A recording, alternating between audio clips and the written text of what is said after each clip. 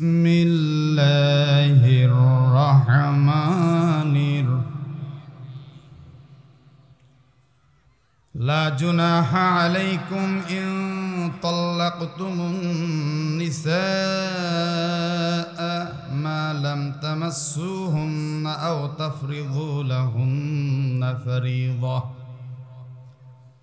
ومتعوهن على الموسع قدره وعلى المقتر قدره متاعا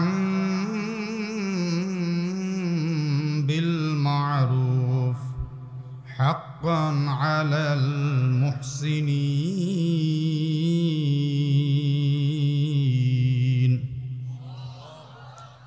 وإن طلقتموهن من قبل أن تمسوهن وقد فرضتم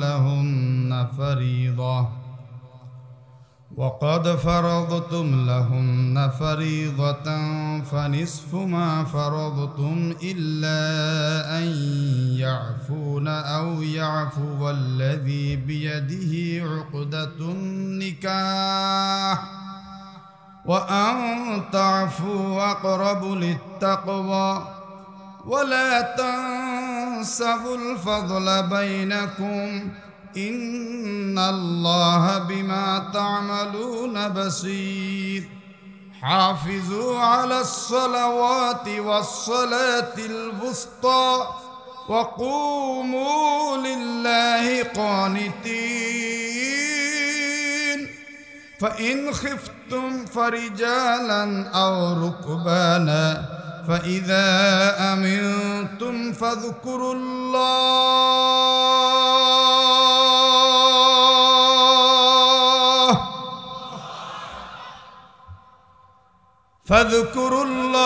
كما علمكم ما لم تكونوا تعلمون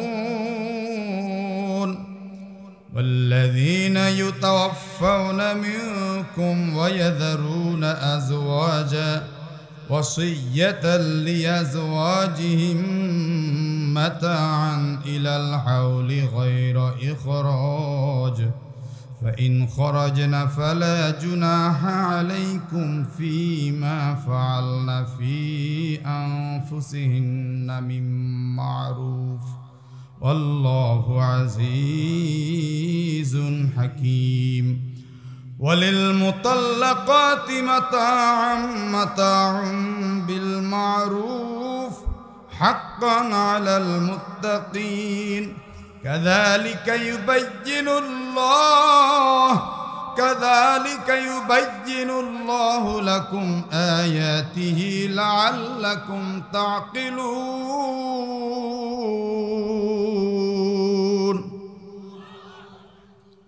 صدق الله العظيم وقال رسول الله কলিজার ভালোবাসা নিয়ে সকলেই পড়ছি সাল্লাল্লাহু আলাইহি ওয়াসাল্লাম عن ابن مسعود قال سألت النبي صلى الله عليه وسلم أي الأعمال أحب إلى الله قال الصلاة لوقتها قلت ثم أي قال بر الوالدين قلت ثم أي قال الجهاد في سبيل الله أو كما قال عليه الصلاة والسلام اللهم صل على محمد وعلى آل محمد كما صليت على إبراهيم وعلى آل إبراهيم إنك حميد مجيد اللهم بارك على محمد وعلى آل محمد كما باركت على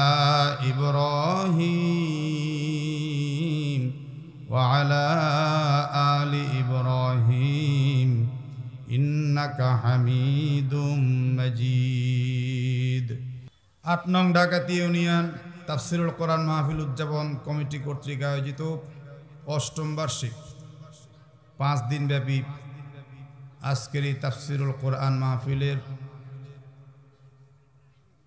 পঞ্চম রজনীর শেষ অধিবেশনের দুজন সভাপতি আমি দেখতে পাচ্ছি, হাফিজুল কোরআন হযরতুল আল্লাহ মাওলানা ডক্টর খলিলুর রহমান সাহেব দামাত বরকাতুহুল আলিয়া এবং হাফেজ মোহাম্মদ আজহারুল ইসলাম সাহেব সহ আমি এই দুইজন সভাপতির জন্য প্রাণ খুলে দোয়া করছি, আল্লাহ তাআলা তাদেরকে দুনিয়াতে এবং আখিরাতে বরকতময় জীবন দান করেন। পর্দার আড়ালে রয়েছেন আমার সম্মানিত মা ও বোনেরা, হাজার হাজার মা বোনেরা বসেছেন, তাদেরও জায়গা হচ্ছে না। পুরুষ ভাই বাবাজি যারা আছেন তাদেরও জায়গা হচ্ছে না। এখন আমার কথা হলো, যে যেখানে যেভাবে জায়গা পাবেন বসে পড়তে হবে, আর কিছু করার নাই। কি বলেন, তাই না? কিছু আর করার নাই, বসে পড়তে হবে। আমি আমার মা বোনদের জন্য প্রাণ খুলে দোয়া করছি, আল্লাহ আমার মাদেরকে জান্নাতি গুণে গুণান্বিতা করুন। হাজারো মানুষের মাঝখান থেকে যাচাই বাছাই করে যে আল্লাহ সুবহানাহু ওয়া তাআলা আমাদেরকে এই পবিত্র কোরআনের মাহফিলের জন্য কবুল করেছেন, এজন্য খুশি না বেজার? চিৎকার করে পড়ছি আলহামদুলিল্লাহ।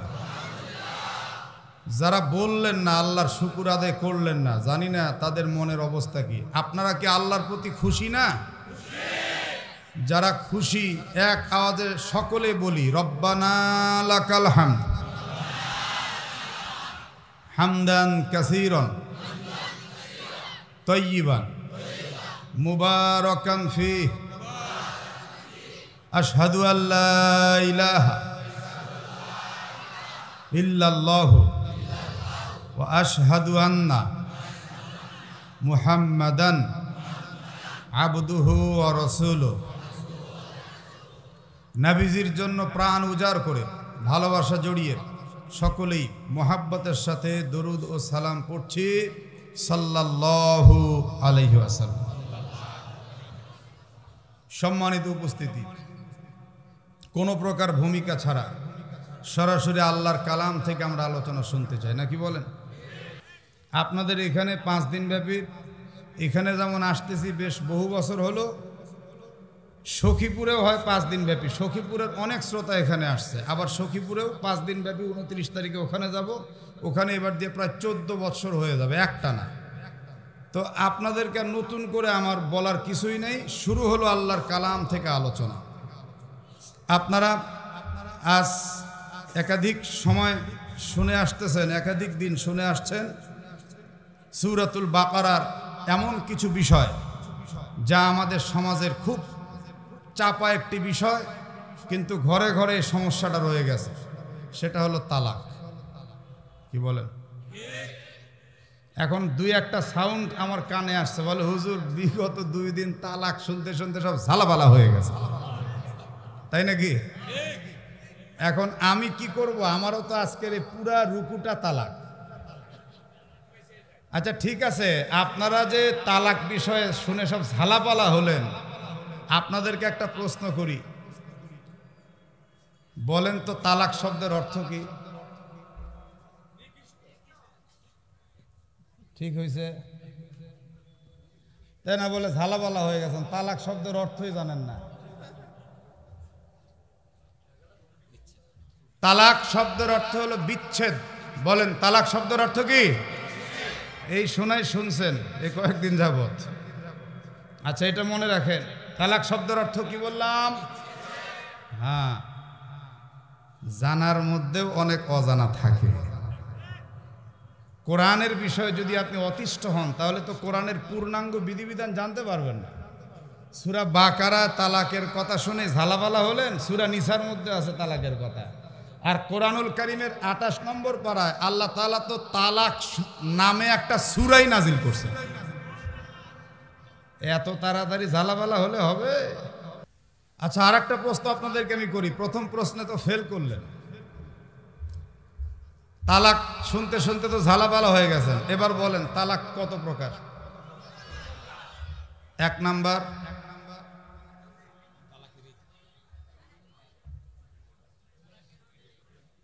দেখছেন হুজুর, একটাই তো পারেন নাই। দেখেন একজন বলছে তালাকে রিজি, একজন বলছে বাইন, আচ্ছা যাকে 3 দিন কি শুনছেন তা আমি জানি না। আমি এখন আপনাদেরকে আবার তালাকের 3টা স্তর বলছি। হারাম তালাক, বেদাত তালাক, সুন্নাত তালাক, এই 3টা কি কয়েকদিন আলোচনা হয়েছে? তাহলে কি শুনলেন? ঝালাপালা হয়েছেন বলে। হারাম তালাক কি, বেদাত তালাক কি, সুন্নাত তালাক কি? হারাম তালাকের ডেফিনেশন কি, বেদাত তালাকের ডেফিনেশন কি, সুন্নাত তালাকের ডেফিনেশন কি জানার দরকার আছে না নাই?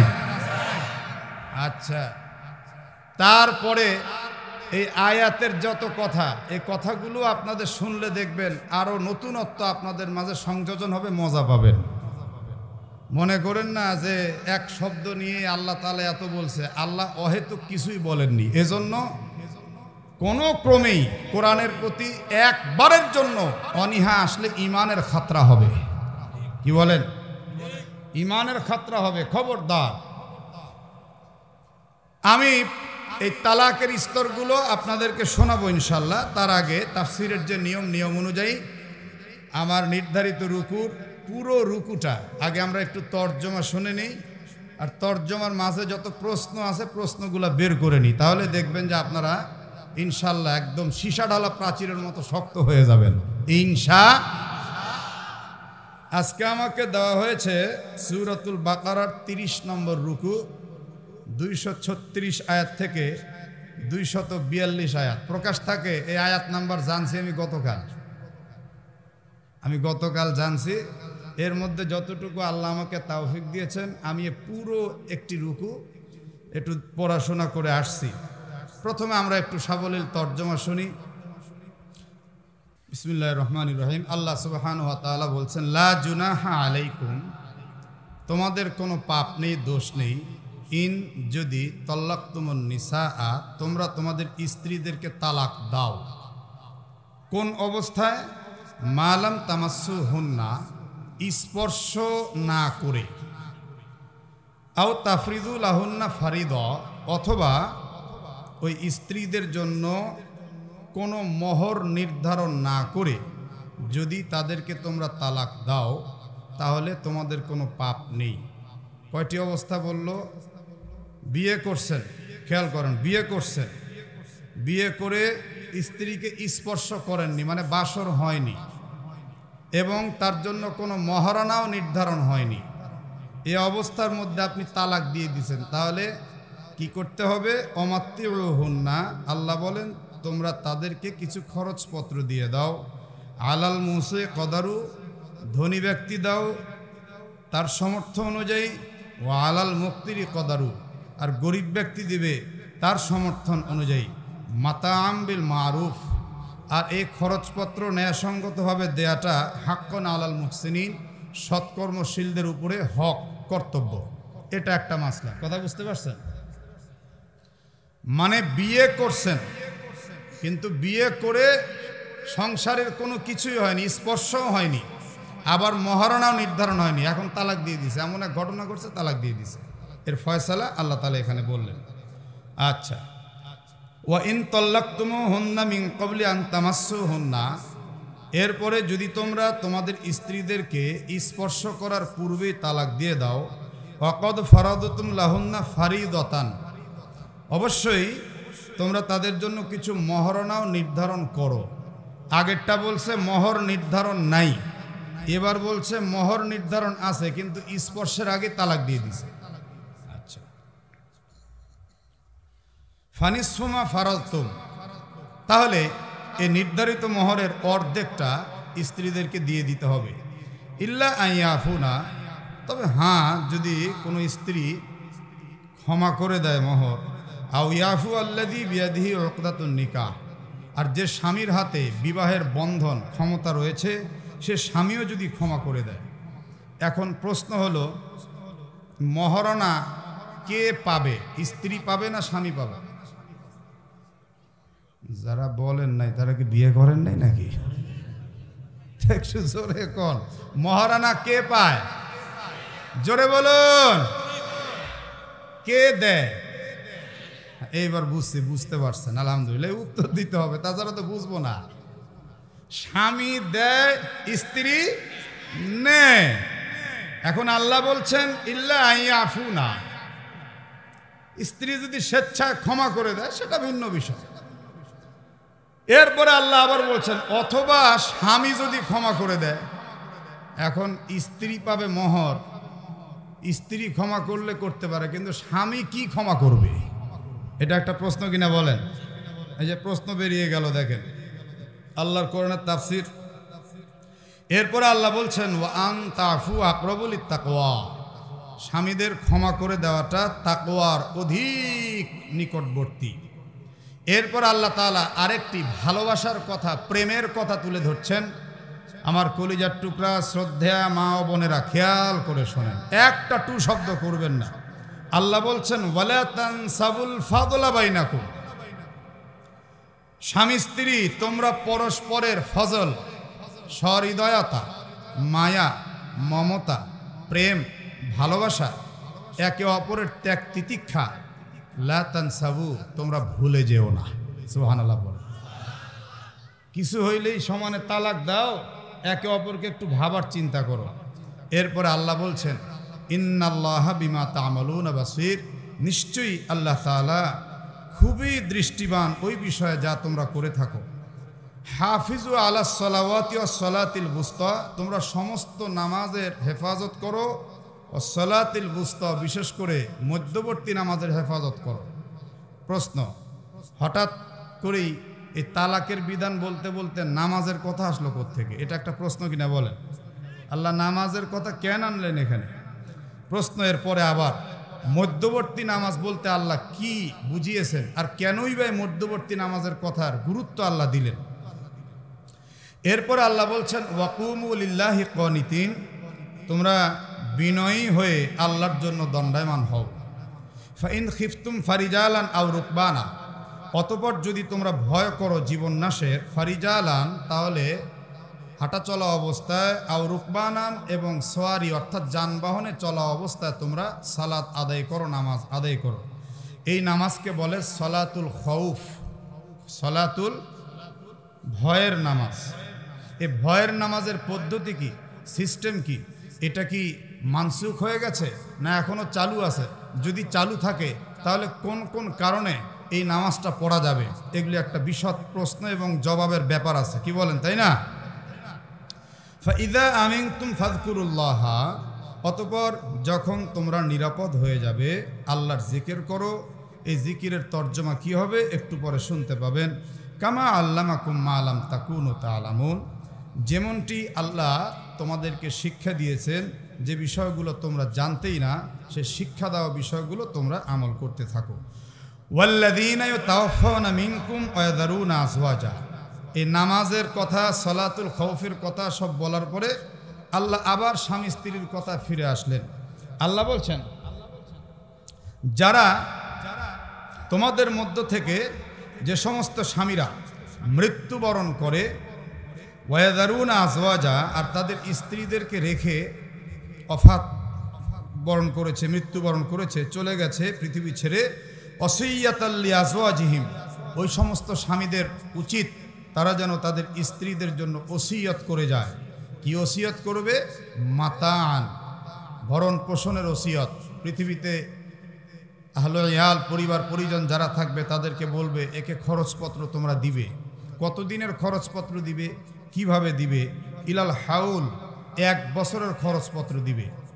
গায়রা ইখরাজ, স্বামীর যে ঘর রয়েছে সে ঘর থেকে বের করে না দিয়ে সেই ঘরেই তাকে সসম্মানে রেখে 1 বছরের খরচ দিবে। কত বছর? আপনারা 234 নম্বর আয়াতে তাফসিরে শুনেছেন, একজন নারী যদি তার স্বামী মারা যায় তার ইদ্যত হবে 4 মাস 10 দিন। শুনছেন না? কথা বলতে হবে। আল্লাযীনা ইয়াতাওয়াফাউনা মিনকুম ওয়া ইয়াযারুনা আজওয়াজান ইয়াতারাব্বাসনা বিআনফুসিহিন্না আরবাআতা আশহুরিন ওয়া 10, 4 মাস 10 দিন। কিন্তু এখানে আল্লাহ আবার বলছেন 1 বছর। তাহলে দুইটা একটু দ্বন্দ্ব লাগলো না? এই দ্বন্দ্বের নিরসন আমাদের করতে হবে আজকে। ফাইন খরাজনা, এরপরে যদি সেই স্ত্রীরা নিজে থেকে ঘরের বাইরে চলে যায়, ফালা জুনাহা আলাইকুম, তাহলে তোমাদের উপরে কোনো পাপ নেই।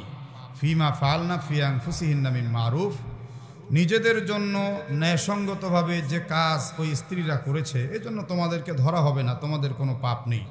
আল্লাহু আজিজুন হাকিম, আল্লাহ তাআলা মহাপ্রজ্ঞাময়, আল্লাহ তাআলা জ্ঞানবান।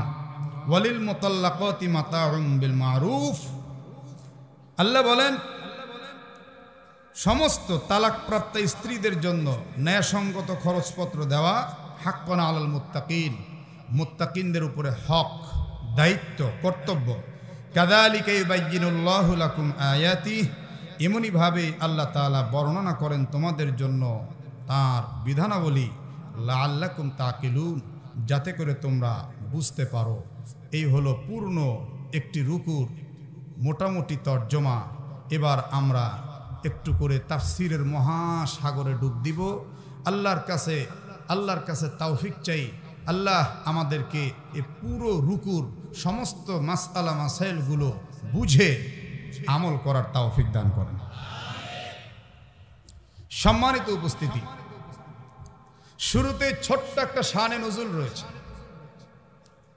এক আনসারি সাহাবী, উনি এক মহিলাকে বিয়ে করছেন। বিয়ে করার পরে মহর নির্ধারণ করেননি, এরপরে ঘর সংসারও করেননি, স্ত্রীকে স্পর্শই করেননি, স্ত্রীর কাছেই যাননি। না গিয়ে ওই সাহাবী স্ত্রীটাকে তালাক দিয়ে দিছে। এখন হঠাৎ এই দুর্ঘটনা ঘটার পরে স্ত্রী কি করছে, নবীজির কাছে বিচার নিয়ে আসছে। বিচার নিয়ে আসলে আল্লাহর রাসূল এটার ফয়সালা কি দিবেন বুঝতে পারছিলেন না।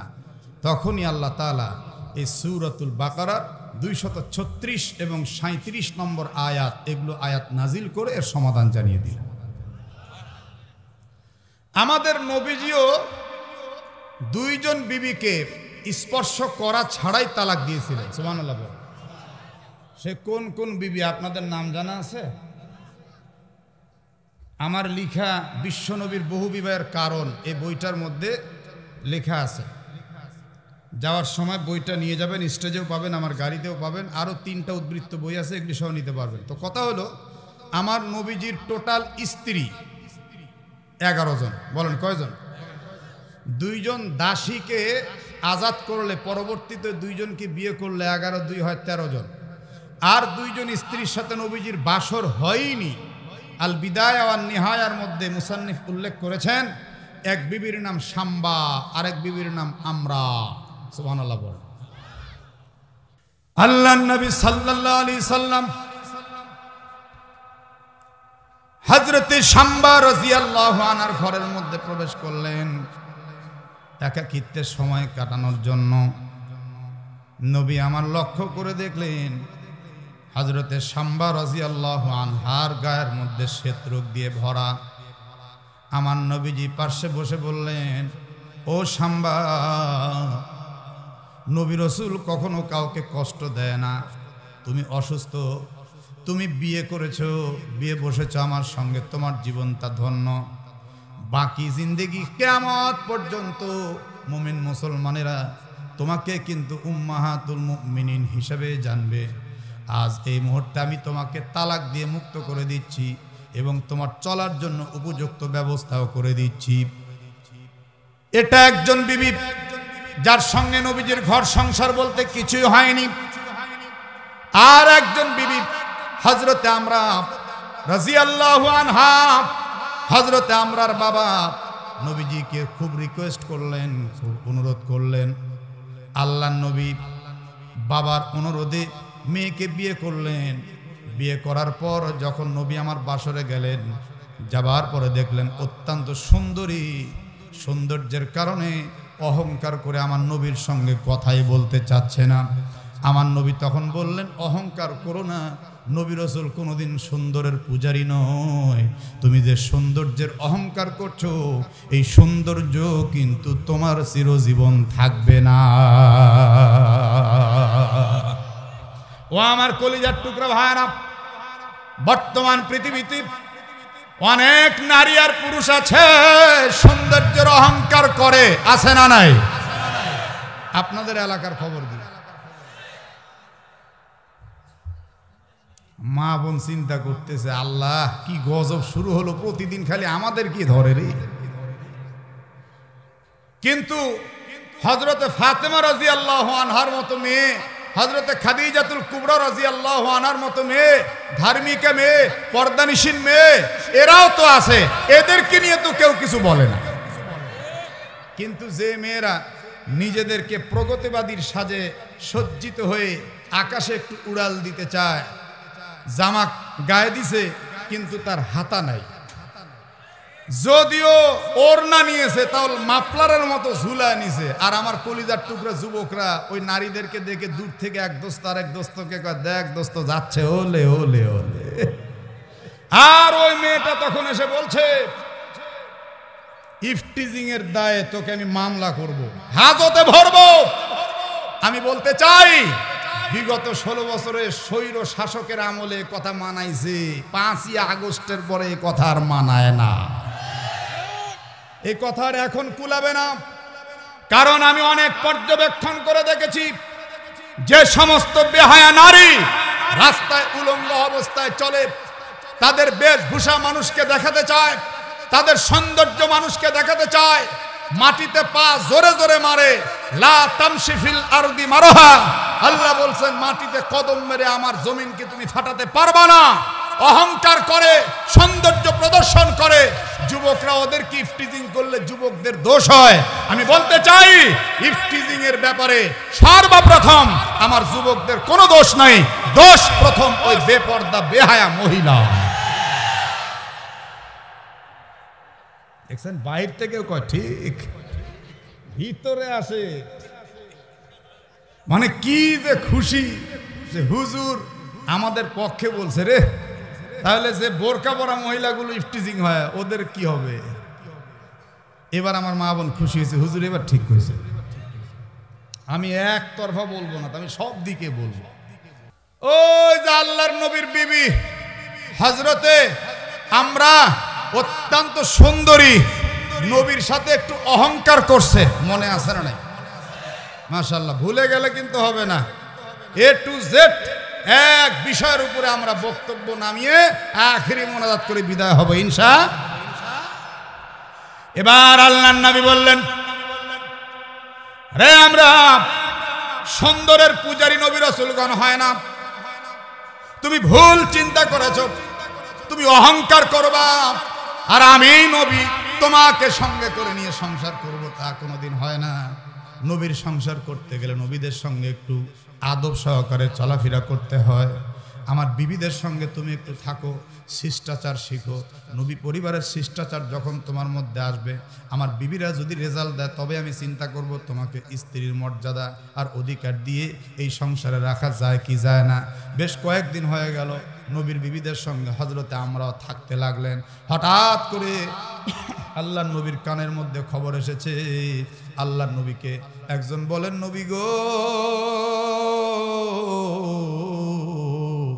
আপনার কলিজার টুকরা সন্তান হযরতে ইব্রাহিম আর দুনিয়ায় নাই।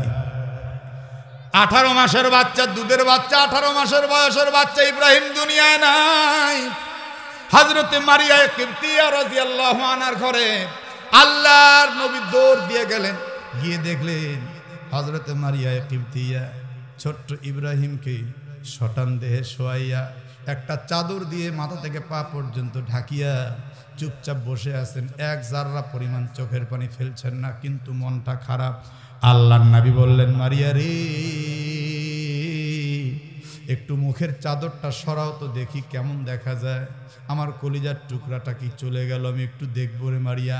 হযরতে মারিয়া যখন মুখের চাদর তুললেন, তোলার পর এবার দেখা গেল আল্লাহর নবী এক দৃষ্টিতে হযরতে ইব্রাহিমের দিকে তাকিয়ে আছেন, আর নবীজির চোখ দিয়ে পানিগুলো দরদর করে বন্যার মতো ঝরে পড়ছে। এই অবস্থা দেখি হযরতে মারিয়া কিবতিয়া বললেন, নবী গো, আপনি তো বলেছেন মৃত ব্যক্তির জন্য কান্নাকাটি করতে না, তাই তো আমার নারী সেরা ধন কলিজার টুকরা সন্তানের জন্য আমি কাঁদলাম না, কিন্তু আপনি কাঁদছেন বুঝলাম না। কি গো নবীজি, যা আপনি আমাকে বলেছেন তা কিন্তু নিজেই আমল করতে পারলেন না। আল্লাহর নবী কাঁদতে কাঁদতে বললেন, মারিয়া রে, একটা গাছের ডাল ভাঙলে যেমন সেখান থেকে কষ বের হয় স্বাভাবিকভাবেই, একটা মানুষের ভিতর থেকে আরেকটা মানুষ বিদায় নিয়ে চলে গেলেও তার চোখ দিয়েও কিন্তু পানি আসতেই পারে রে মারিয়া। আমি কাঁদতে চাই নাই রে মারিয়া, কিন্তু চোখের পানি আমার কথা তো শুনে না।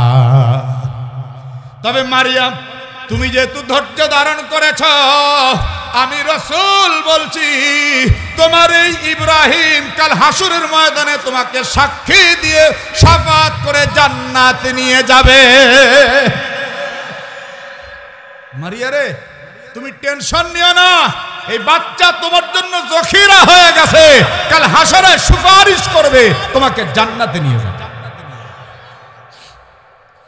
আল্লাহর নবী এই হযরত ইব্রাহিমকে কবরস্থ কমপ্লিট করে যখন বিবিদের কাছে গেলেন, যাবার পর নবীর সেই বিবি হযরত আমরা বলছেন, নবী গো, আপনি যদি সত্যি নবী হবেন তাহলে আপনার ছেলে মরলো কোন দুঃখে? নাউজুবিল্লাহ কন্যা, নাউজুবিল্লাহ। নবীর প্রতি নবীর বিবি যদি এই ধরনের ঈমান বিধ্বংসী কথা বলে, সে তো নবীর বিবি হওয়ার যোগ্যতাই রাখে না। বলে, আপনি যদি সত্যিকার নবী হবেন তাহলে আপনার ছেলে মরলো কোন দুঃখে? আল্লাহর নবী ভারাক্রান্ত হৃদয় নিয়ে বললেন, আমি কিন্তু তোমাকে বিয়ে করেছি সংসার করে, আমি তোমার সঙ্গে ফুর্তি করবো এই জন্য নয়, নবীর শিষ্টাচার যেহেতু তোমার মধ্যে আসেনি, সেই জন্য বাসর করার আগেই আমি তোমাকে এখন তালাক দিয়ে দিলাম। একটু চিল্লা এখন আল্লাহু আকবার। তাহলে আয়াতের সাথে মিলছে না মিলে নাই? জোরে কোন, নবীর কয় বিবি বাসরের আগে তালাক হয়েছে? হাত কাটা সকলে একটু জোরে বলেন, কয় বিবি? নাম কি? শাম্বা, আমরা। হযরতে শাম্বার শ্বেতরোগ ছিল, অসুস্থ ছিলেন, এজন্য নবীজি বাসরের আগেই তালাক দিয়ে কিছু মোহর দিয়ে সসম্মানে বিদায় দিয়েছেন। আর হযরতে আমরা অনিন্দ সুন্দরী ছিলেন, অহংকারী ভাব তার মধ্যে ছিল, এই জন্য আল্লাহর রসুল তাকে আর রাখলেন না, বিবিদের সঙ্গে বসবাস করতে আদব শিখতে বললেন। কিন্তু সে নবুয়ত নিয়ে নাড়াচাড়া দিয়ে বলছে, আপনি যদি সত্যি নবী হবেন তাহলে আপনার ছেলে মরলো কোন দুঃখে? আরে এগুলি কথা তো বলবে কাফের মুশরিকরা, হ্যাঁ, ইসলাম বিদ্বেষীরা, যারা কোরআন বিদ্বেষী, যারা অমুসলিম, তারা বলবে নবীর বিবির মুখে তো এগুলি মানায় না।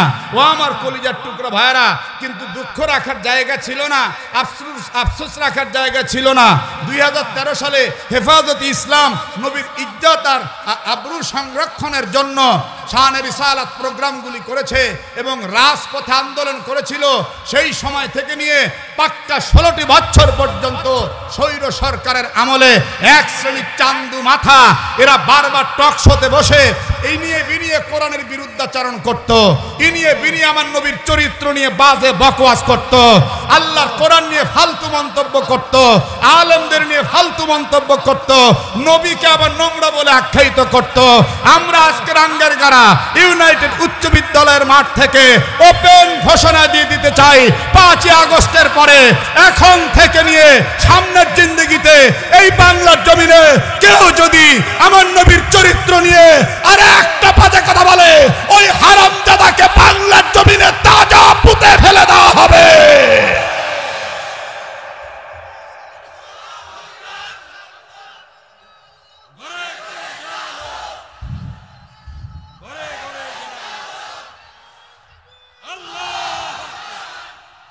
ষোলো বছর তাকবীর না দিতে দিতে আপনাদের গলায় জং ধরে গেছে, কথা কয় না রে। 16টা বছর আমরা তাকবীর দিলেই ওই জাত এসে আমাদের কানে কানে ফিস ফিস করে বলতো, হুজুর যা বলার বলেন, কিন্তু তাকবীর দিয়েন না। আমি একজনকে বলছিলাম, তাকবীর দিলে আপনার সমস্যা কি? বলে, হুজুর তাকবীর দিলে একটু কেমন জানি জঙ্গি জঙ্গি ভাব লাগে। নাউজুবিল্লাহ পড়েন। অথচ আল্লাহ কোরআনে বলেছেন, ও রব্বাকা ফাকাব্বির, কাব্বির আমরের সিগা, আদেশ সূচক শব্দ। আল্লাহ বলেন, তাকবীর তোমার রবের নামে দিতে থাকো। তাকবীর আজানে, তাকবীর একামতে, তাকবীর নামাজে, তাকবীর ঈদে, তাকবীর জানাজায়, তাকবীর কোরআনের মাহফিলেও চলবে। তোমার খারাপ লাগলে তুমি আল্লাহর জমিনের বাইরে চলে যাও। কোরআনের মাহফিলে তাকবীর ছিল, তাকবীর আছে, তাকবীর থাকবে। হাদিসে আল্লাহর রাসূল বলেন, আত-তাকবীরু ইয়ামলাউ মা বাইনা সামাই ওয়াল আরদ। আল্লাহু আকবার বলার সঙ্গে সঙ্গে আসমান জমিনের মাঝের সমস্ত ফাঁকা জায়গাগুলো আল্লাহ সওয়াব দিয়ে ভরে দেয়।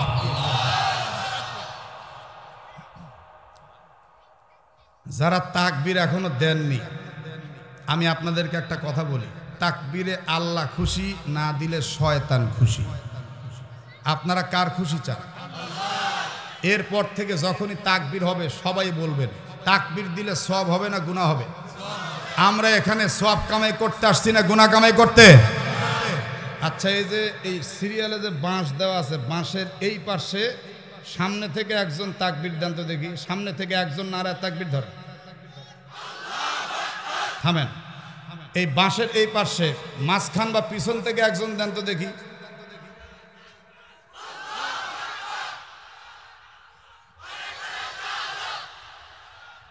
মাশাআল্লাহ, ট্রেনিং দেওয়া নিলাম ভাই। খালি তাফসীর শুনবেন, মাঝে মধ্যে কিছু ফাঁস ফুঁস না করলে তো হবে না। আমার আল্লাহ কোরআনে কোরআন বুঝাতে গিয়ে দৃষ্টান্ত দিয়ে দিয়ে বুঝিয়েছেন। মাসালাম্মা বাউদা, ভাই আছে না? মাসালাম্মা বাউদা, আল্লাহ মশার দৃষ্টান্ত দিয়েছেন। কামাসালি শয়তান, আল্লাহ শয়তানের দৃষ্টান্ত দিয়েছেন। পুরা কোরআন আপনি বুঝবেন, মানব জীবনের সঙ্গে যদি দৃষ্টান্ত না থাকে তাহলে তো কিছুই বুঝবেন না। দৃষ্টান্ত দিয়ে দিয়ে কোরআন বুঝতে হবে, কি বলেন? তাই কিনা? সম্মানিত উপস্থিতি, মাঝে মাঝে আমরা তাকবীর দেব, তাকবীরে ঈমান বৃদ্ধি হয়, তাকবীরে সওয়াব পাওয়া যায়, তাকবীরে শয়তান দূর হয়। আমরা তাকবীর দিয়ে এই বাংলাদেশ থেকে শয়তান তাড়াইতে চাই, কারণ সামনে তাকবীরের খুব দরকার। আল্লাহর রাসূল হাদিসে বলছেন, গজওয়ে হিন্দ হবে, এই পৈতলিক হিন্দু জাতের সাথে মুসলমানের একটা যুদ্ধ হবে। আল্লাহু আকবার বলেন। তো সেই যুদ্ধের একটু গন্ধ কিন্তু পাওয়া যাচ্ছে। কথা কয় না রে যুবকেরা? গন্ধ পাওয়া যাচ্ছে না? ওই যে শুভেন্দু, ও বলছে আমাদের সব বন্ধ করে দিবে, দিছে বন্ধ করে। আর দোয়া ইউনুস, আমাদের এখন প্রধান উপদেষ্টা, নাম কি? ইউনুস না? আমি একটু এই করে দোয়া ইউনুস, এই দোয়া ইউনুস সাহেব উনি কয়েছে, তুই পেঁয়াজ না দিলে আমার এই ডেউন। পাকিস্তানের কাছ থেকে পেঁয়াজ নিছে, অন্যান্য জায়গার থেকে নিছে, এখন ভারতেরা পেঁয়াজ রাস্তার মধ্যে ফেলে দিয়েছে, আলু রাস্তার মধ্যে ফেলে দিয়েছে, দিয়ে এখন ওরা চোখে তেল দিয়ে কানতেছে। কান কেবল, আরো তো দিন পরেই আছে, কেবল শুরু রে শুরু। বাংলাদেশকে যা তা মনে করো না, কেবল শুরু। এই শুভেন্দু আর হলে ময়ূক, ময়ূক ওই যে দেখেন না পাগলা মলম বিক্রেতার মতো, ওই যে ঢোল মলম বিক্রেতার মতো যে সংবাদ প্রচার করে লাভ দিয়ে দিয়ে উঠে, ওই ময়ূকের বাড়িতে হামলা করছে। একটু আলহামদুলিল্লাহ কন। খালি হামলা না, এই দুইটার উপযুক্ত বিচার হতে হবে, এই দুইটাকে প্রত্যেক কাজে থেকে বরখাস্ত করতে হবে। আর বাংলাদেশ নিয়ে মোদী সরকার একটি কথাও যদি বলে তার আরো ক্ষতি হবে। শুধু ক্ষতি না, এই বাংলাদেশে আমরা দেখাই দিছি সারা বিশ্বকে, বাঙালি জাত এত ভীতু জাত না। আমরা 48-এ একবার রক্ত দিছি, আমরা 52-তে একবার রক্ত দিছি, আমরা 71-এ রক্ত দিছি, আমরা 5ই আগস্টে রক্ত দিয়েছি।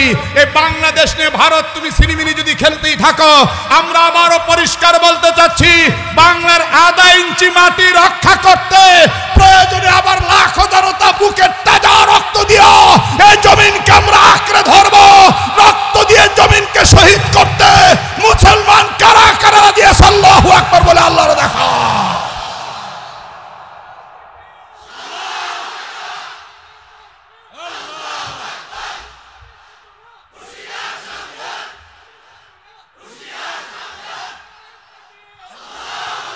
শোনেন, ব্যাপার হলো সামনে যে আলোচনা আসতেছে, রক্ত এমনি হিট হবে, এমনি হিট হবে। আরে আল্লাহু আকবার বলেন না কেন?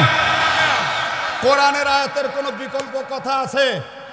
দেখেন, আমার নবীজির 2 বিবি বাসরের আগেই তালাক হয়েছে। জোরে কোন, কয় বিবি? আচ্ছা এবার আসেন একটা একটা করে বলি। আপনারা তো বলে তালাক শুনতে শুনতে কান বলে ঝালাপালা হয়ে গেছে, তো তালাকের 3টা স্তর বলছি, একটাও তো পারলেন না, তালাক শব্দের অর্থই পারেন নাই। আচ্ছা শোনেন, হারাম তালাক, আমার সাথে সবাই বলেন তো। এ যে বললেন না সে ঠকলেন, জোরে বলেন। বেদাত তালাক, পিওর অবস্থায় ওনারা থাকেন, বুঝছেন তো? এর চেয়ে আমি ভেঙে বলতে পারবো না, আমার কচি কাঁচা মাসুম বাচ্চারা আছেন, আপনাদের বুঝে নিতে হবে, ভাষার শালীনতা বজায় রাখতে হবে। আমার আম্মা জানদের যখন পিরিয়ড অবস্থায় ওনারা থাকেন, ওই পিরিয়ড অবস্থায় তালাক দেওয়া হারাম।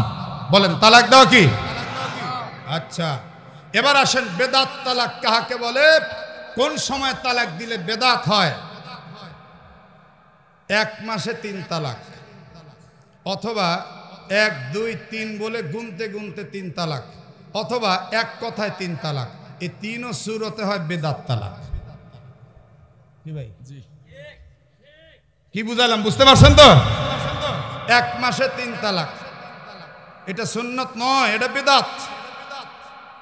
একসঙ্গে 3 তালাক, গুনে গুনে 3টা, 1 তালাক 2 তালাক 3 তালাক এরকম করে দেয়। বাপ রে বাপ, এই মাঝে মাঝে কিছু যুবক আমাকে ফোন দিয়ে বলে, হুজুর কাম তো খাম হয়ে গেছে, এবার একটু বিয়েটা পড়ায় দেন। আমি বলি, বাপ রে বাপ, তো কাম খাম করার সময় তোর মনে ছিল না? হুজুর এই মেজাজ গরম হয়ে গেছে, তালাক দিতে দিতে ওর মা বাপ 14 গোষ্ঠী সবগুলাকে একবারে দিছি। তো কামের কাম করছো, ভালো করছো, তো এখন আবার হুজুরের কাছে ফোন দাও কে? এখন হুজুর দরকার হয় কে রে? তো বলে হুজুর একটু দয়া করে বিয়েটা পড়ায় দেন। আমি বললাম, ওটা আমি তো আল্লাহ না, আমি পারবো না। এই যে আপনারা শুনেছেন না, এই যে সূরাতুল বাকারার 230 নম্বর আয়াতে শুনছেন না, ফাইন তাল্লাকাহা ফালা তাহিল্লু লাহু মিন বাদু হাত্তা তানকিহা যাওজান গায়রা। 3 তালাক যদি কেউ দিয়ে দেয়, তাহলে অন্য স্বামীর সাথে ওই স্ত্রীর বিয়ে না হলে এই আগের স্বামীকে আর বিয়ে করার কোনো প্রকার সুযোগ নাই। তো তোমার জন্য আল্লাহ অপশন দিয়েছিল 3টা। 1 তালাক দিতা, ফিরিয়ে নিতে পারতা, 2 তালাক দিতা, ফিরিয়ে নিতে পারতা, 3 তালাক দিয়ে দিছো। এখন তোমার অপশন তুমি নিজেই বন্ধ করে দিছো। এখন আমাদের বিয়ে দিয়ে আর কোনো কাম হবে না, স্বয়ং মক্কার ইমাম 7 বার বিয়ে পড়াইলেও কাম হবে না। ভাইরা আমার, তাহলে বেদাত তালাক শুনলেন, হারাম তালাক শুনলেন, এবার সুন্নাত তালাক কি ওইটা আপনাকে বুঝাইতে হবে। 28 নম্বর পারা সূরা তালাকের প্রথম আয়াত দিয়ে আমি আপনাকে সুন্দর করে বুঝিয়ে বলছি। দেখেন আল্লাহ সুবহানাহু ওয়া তাআলা বলছেন, ইয়া আইয়ুহান নাবিয়্যু ইযা তাল্লাকতুমুন নিসা ফাতাল্লিকুহুন্না লিইদ্দাতিহিন্না ওয়া আহসুল ইদ্দা ওয়াত্তাকুল্লাহ।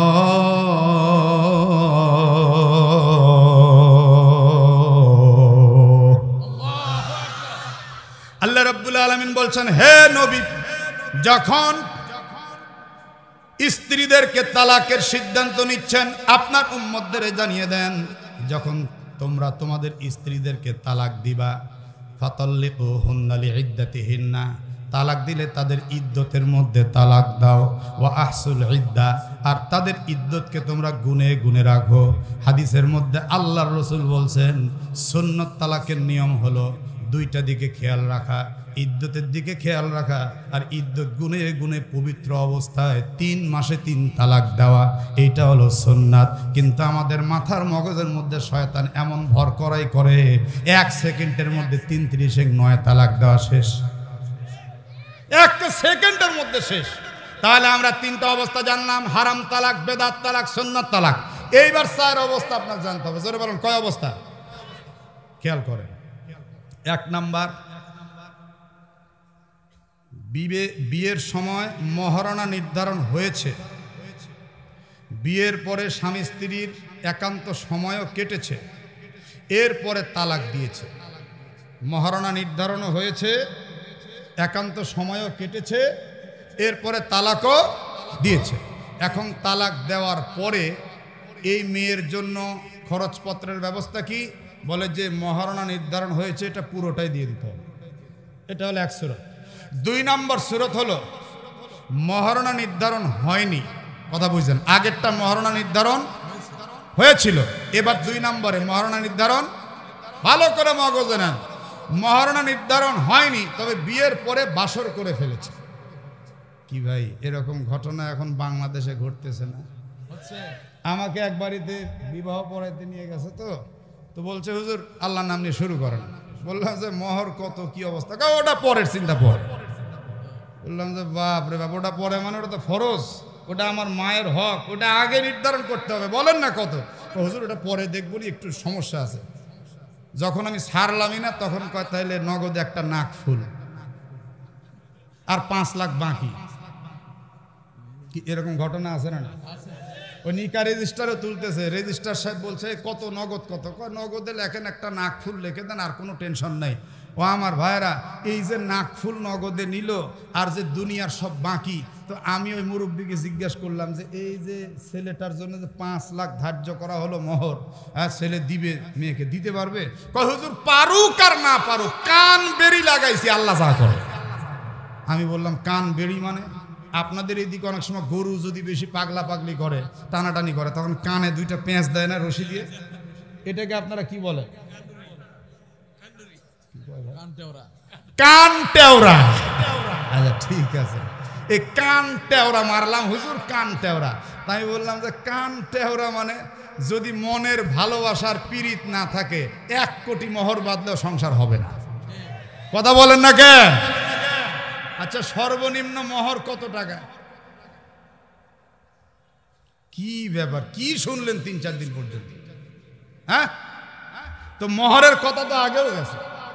সর্বনিম্ন মোহর 10 দিরহাম। বলেন কত দিরহাম? হ্যাঁ, মোহরে ফাতেমি আরো বেশি, আর সর্বঊর্ধ্ব মোহরের কোনো রূপরেখা নেই।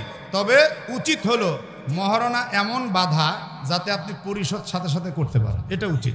মনে থাকবে ইনশাল্লাহ। তোর শ্বশুর কা হুজুর আমার পাগলা জামাইকে আমি কান টেওরা মারলাম যাতে আমার মেয়েকে ছেড়ে না দেয়, ছেড়ে দিতে গেলে 5 লাখ আগে দিতে হবে।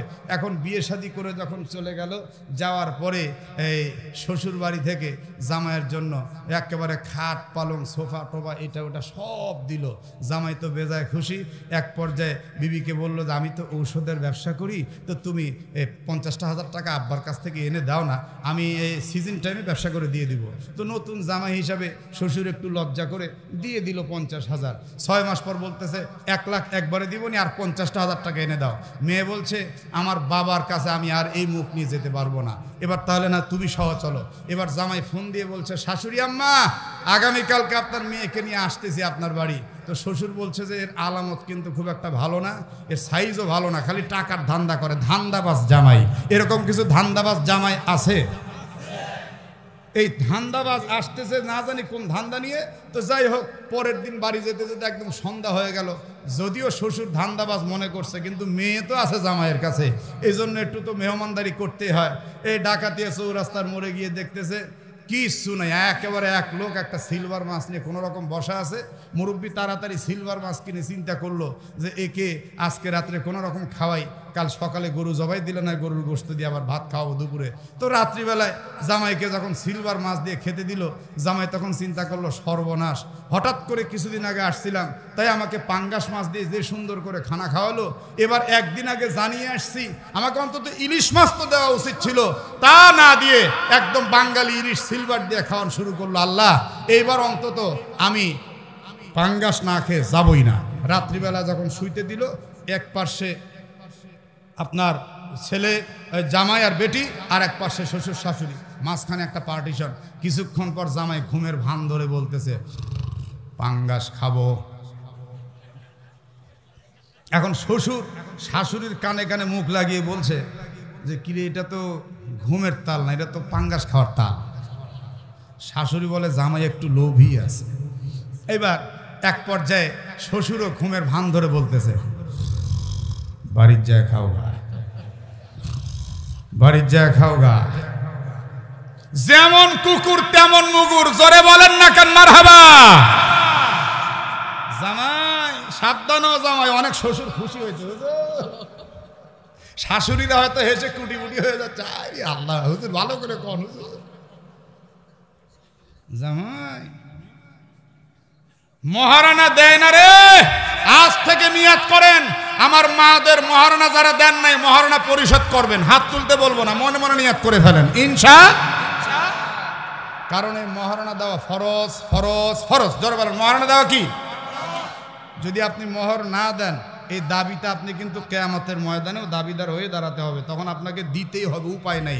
দুনিয়াতে টাকা দিয়ে ফয়সালা করতে পারবেন, কিন্তু কিয়ামতে সওয়াব দেওয়া ছাড়া কোনো উপায় থাকবে না। ভাইরা আমার, এনজিও সংস্থায় সুদি কারবার এলাকা আছে নাকি? কত কিস্তি দিলেন, সুদের কিস্তি, হালাল না হারাম? হারাম।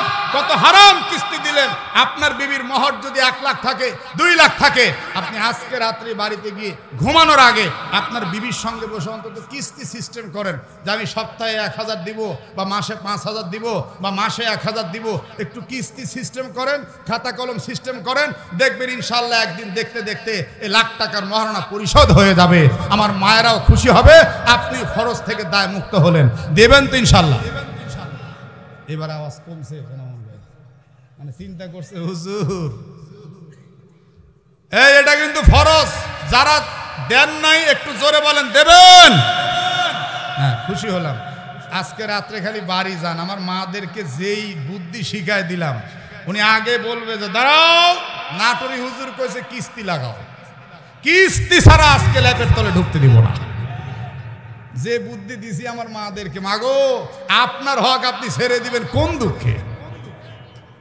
আদায় করেন, আদায় করেন, কিস্তি দেন। কিস্তি কত হারাম কিস্তি দিচ্ছেন, এবার একটু হালাল কিস্তি দেন। আল্লাহ আমাদের সবাইরে কবুল করেন, আমিন বলেন, আমিন। আচ্ছা, তাহলে 2টা সূরত গেল। তো দ্বিতীয় সূরতে কি বললাম? মোহর নির্ধারণ হয়নি, বিয়ে হয়েছে, বিয়ের পরে সংসারও হয়েছে, মানে একাকিত্বে স্বামী স্ত্রীর সময় কেটেছে, এরপরে তালাক দিয়েছে, কিন্তু মোহর নির্ধারণ হয়নি। এখন এর সূরত কি জানেন? মোহরে মিছিল। এর সূরত কি দেখছেন? কিছুই তো শুনে নাই এই 3 দিনে। আপনারা বললেন যে ঝালাবালা হয়ে গেল। মোহরে মিছিল, আমার সাথে বলেন, মোহরে মিছিল, জোরে বলেন। মোহরে মিছিল মানে, অর্থাৎ যে স্ত্রীকে আপনি তালাক দিলেন, ওই স্ত্রীর খালা, মামি, চাচি, মানে তার বংশীয় যারা বিবাহ হয়েছে আগে, ওদের মোহরটা যে পরিমাণ ছিল, একটু ভালো পরিমাণ চিন্তা করে ওই অনুরূপ একটা মোহর নির্ধারণ করে এই মেয়েটাকে দিতে হবে। এটাকে বলে মোহরে মিছিল। সংক্ষিপ্ত কথা বুঝতে পারছেন তো আপনারা? তাহলে 2 সূরত গেল।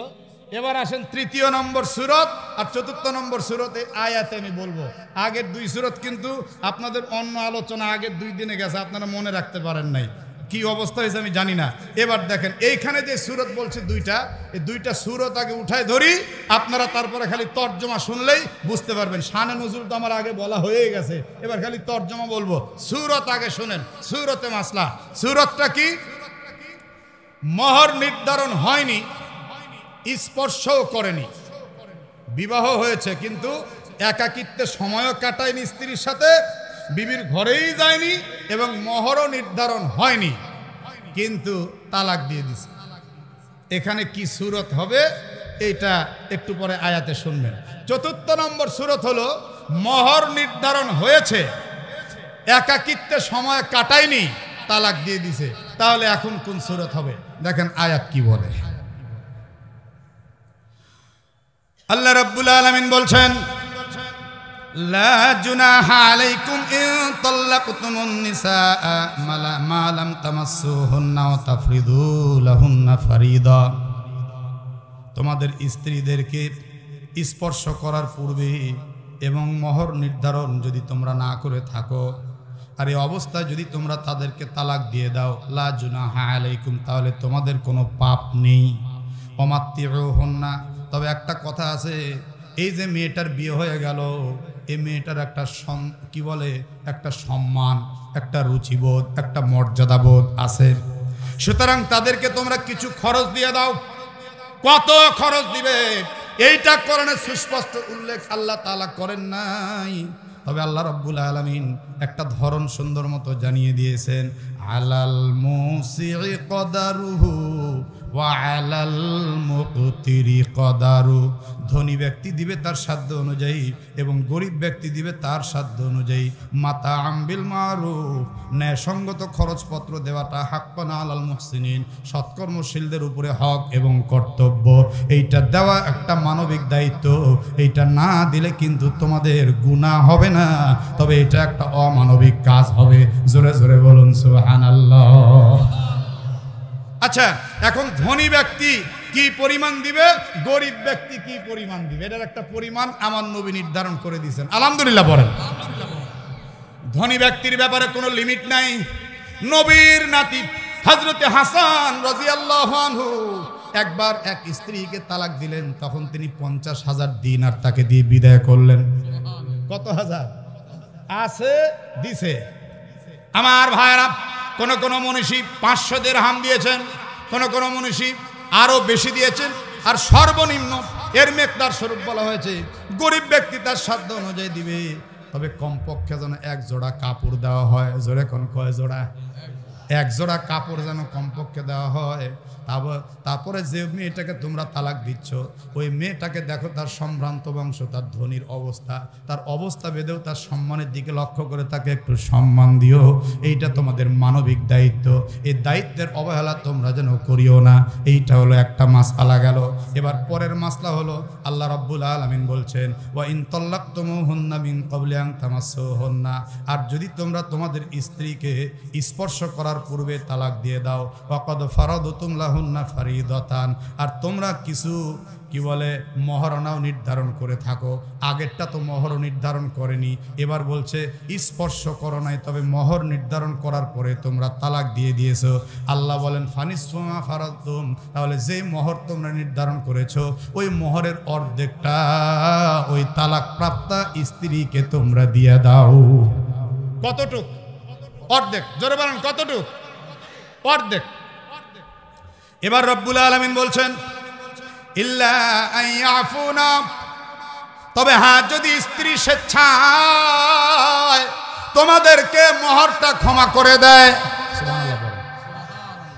এইখানে একটা কথা আছে, আপনাদের এলাকা আছে কিনা আমি জানি না, আমাদের উত্তরবঙ্গে আমরা দেখি বিয়ে করে নিয়ে যখন ওই আম্মাজানকে বাসর ঘরে দিয়ে দেওয়া হলো, আর যুবকটা বাসরে যাওয়ার আগে দুলাভাই না হয়তো প্রতিবেশীকেও খপ করে হাতটা ধরে বলে, যাচ্ছিস যে মহারানার দাবিটা আগে মাপ নিয়ে নিস।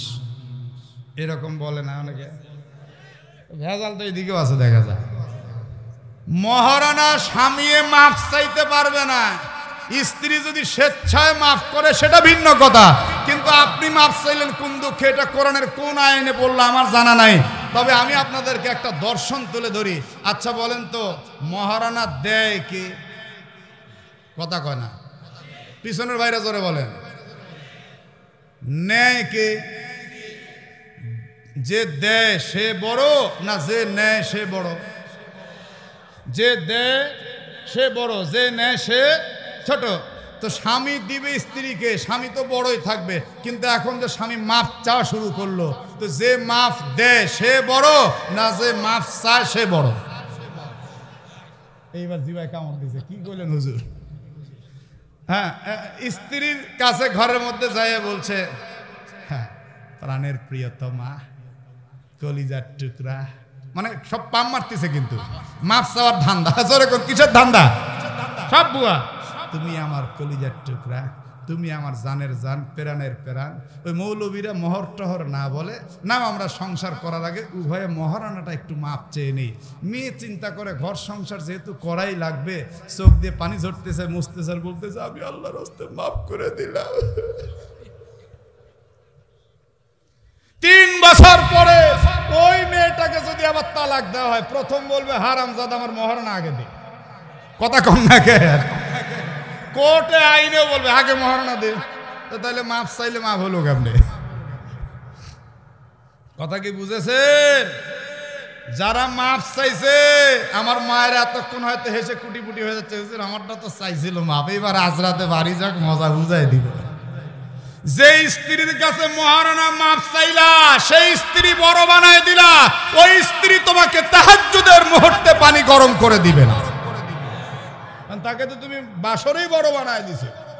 তুমি যে পুরুষ, তোমার যে একটা পৌরসত্তা থাকা দরকার, সেটাই তো তুমি হারিয়ে ফেলেছো রে ভাই। বউ কথা শোনে না, আমাদের কাছে তাবিজ নিতে আসে, হুজুর একটা তাবিজ দেন হুজুর, আমার বউটা শুনবে কি করে? প্রথম চাইলেই তো ভুল। খেলতে তো ঠিক মতো পারতেছো না, ফুটবল দেওয়া দরকার একদিক, তুমি দিছো আর একদিক। আমার বাবারা, এখন আল্লাহ বলছেন ইল্লা আইয়াফুনা, কিন্তু হ্যাঁ, ওই মোহর যদি স্ত্রী মাফ করে দেয় সেটা ভিন্ন বিষয়। আউ ইয়াফু আল্লাযী বিয়াদিহি উকদাতুন নিকাহ,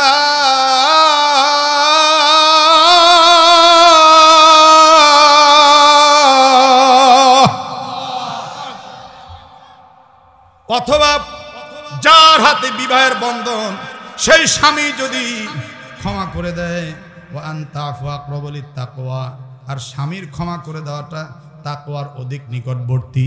আপনাদের কাছে আমি প্রশ্ন করছিলাম, স্ত্রী মোহর পাবে, সে মোহরটা ক্ষমা করে স্বামীকে দিতে পারে, কিন্তু স্বামী আবার কেমন করে মোহর ক্ষমা করবে? এইটা একটা প্রশ্ন রেখে গিয়েছিলাম তর্জমা করার সময়, মনে আছে না নাই? মনে আছে? এইবার জবাব নেন। এই জবাবটা আয়াতের তর্জমার মধ্যেই রয়েছে। একটু আগে আপনারা শুনলেন ফানিসফুমা ফারাদতুম, ওই যে মোহরটা নির্ধারণ করেছে, স্ত্রীকে স্পর্শ করার পূর্বে তালাক দিয়ে দিয়েছে, এবার ওই মোহরটার অর্ধেকটা স্ত্রীকে দিতে হবে আর অর্ধেকটা স্বামী পাবে। এই যে স্বামী অর্ধেকটা পাবে, এই অর্ধেকটাও স্বামী যদি মাফ করে স্ত্রীকে পুরোটাই দিয়ে দেয়, এটা হলো তাকওয়ার নিকটবর্তী। আল্লাহ এই বাকি স্বামীর হকের অর্ধেকটা মাফ করে দেওয়ার কথা স্বামীর জন্য বলেছেন। জোরে জোরে কোন সুবহানাল্লাহ। তাহলে এক মহারণা স্ত্রীকে স্পর্শ করার পূর্বে মোহরটা অর্ধেক হবে। মনে করেন 1 লাখ মোহর ধার্য হয়েছিল, তাহলে স্ত্রী পাবে কত? জোরে বলেন কত? স্বামী পাবে কত? আল্লাহ এই কথাই বলছেন, আউ ইয়াফু আল্লাযী বিয়াদিহি উকদাতুন নিকাহ ওয়া আনতা আফু আকরাবু লিত্তাকওয়া। ও স্বামীর গোষ্ঠী, এত কৃপণ হয়ো না, এত অমানবিক হয়ো না। যেটা নিয়ত করেছো স্ত্রীকে দেওয়ার, ওইটার অর্ধেক তুমি আর নিও না, ওই পুরাটাই তুমি দাও, মানে মাফ করে দাও। আর মাফ করে দেওয়াটাই তোমার জন্য আল্লাহ ভীতি। মাসলা পরিষ্কার বুঝছেন এবার? আচ্ছা, এবার আসেন সামনের দিকে। আল্লাহ এখানে একটা মারাত্মক কথা বলছেন, ওয়ালা তানসাবুল ফাদলা বাইনাকুম। একটু জোরে সরে বলেন মারহাবা। সকলে বলা যাবে কি মারহাবা? আল্লাহ তাবারাকা তাআলা বলছেন লা তানসাবু, তোমরা ভুলে যেও না। লা তানসাবু, তোমরা ভুলে যেও না। কি ভুলে যেও না? আল ফজল, সহৃদয়তা, মায়া, মমতা, ভালোবাসা, প্রেম, বন্ধন, আত্মার বন্ধন, আত্মতৃপ্তিতা, সব কিছু বাইনাকুম, স্বামী স্ত্রী উভয়ের মাঝের এই ভালোবাসা তোমরা ভুলো না। আমার আল্লাহ এখানে অত্যন্ত দয়া ভরা একটা কথা তুলে ধরেছেন, মানবিকতার একটা কথা তুলে ধরেছেন। স্ত্রীরা যারা আছেন পর্দার আড়ালে, স্বামীরা যারা আছেন আমার সামনে, যুবক যারা বিয়ে করো নাই, ভাই একটু ভালো করে শোনো রে আমার ভাই। একটা স্বামী স্ত্রী যখন হয়, তখন উভয়েরই কিন্তু প্রচুর কষ্ট, ত্যাগ তিতিক্ষা একটা সংসারের জন্য থাকে। কথা কন না কেন, ঠিক কিনা? দেখেন একটা সংসারে স্বামী কি পরিমাণ ভূমিকা রাখে। যদি কেউ মনে করেন রিক্সা চালায়, সারাদিন রোদে বৃষ্টিতে করে মাথার ঘাম পায়ে ফেলে, এরপরে সংসারে একটু অন্যের যোগান দেয়। স্বামী স্ত্রীর জন্য নিবেদিত প্রাণ।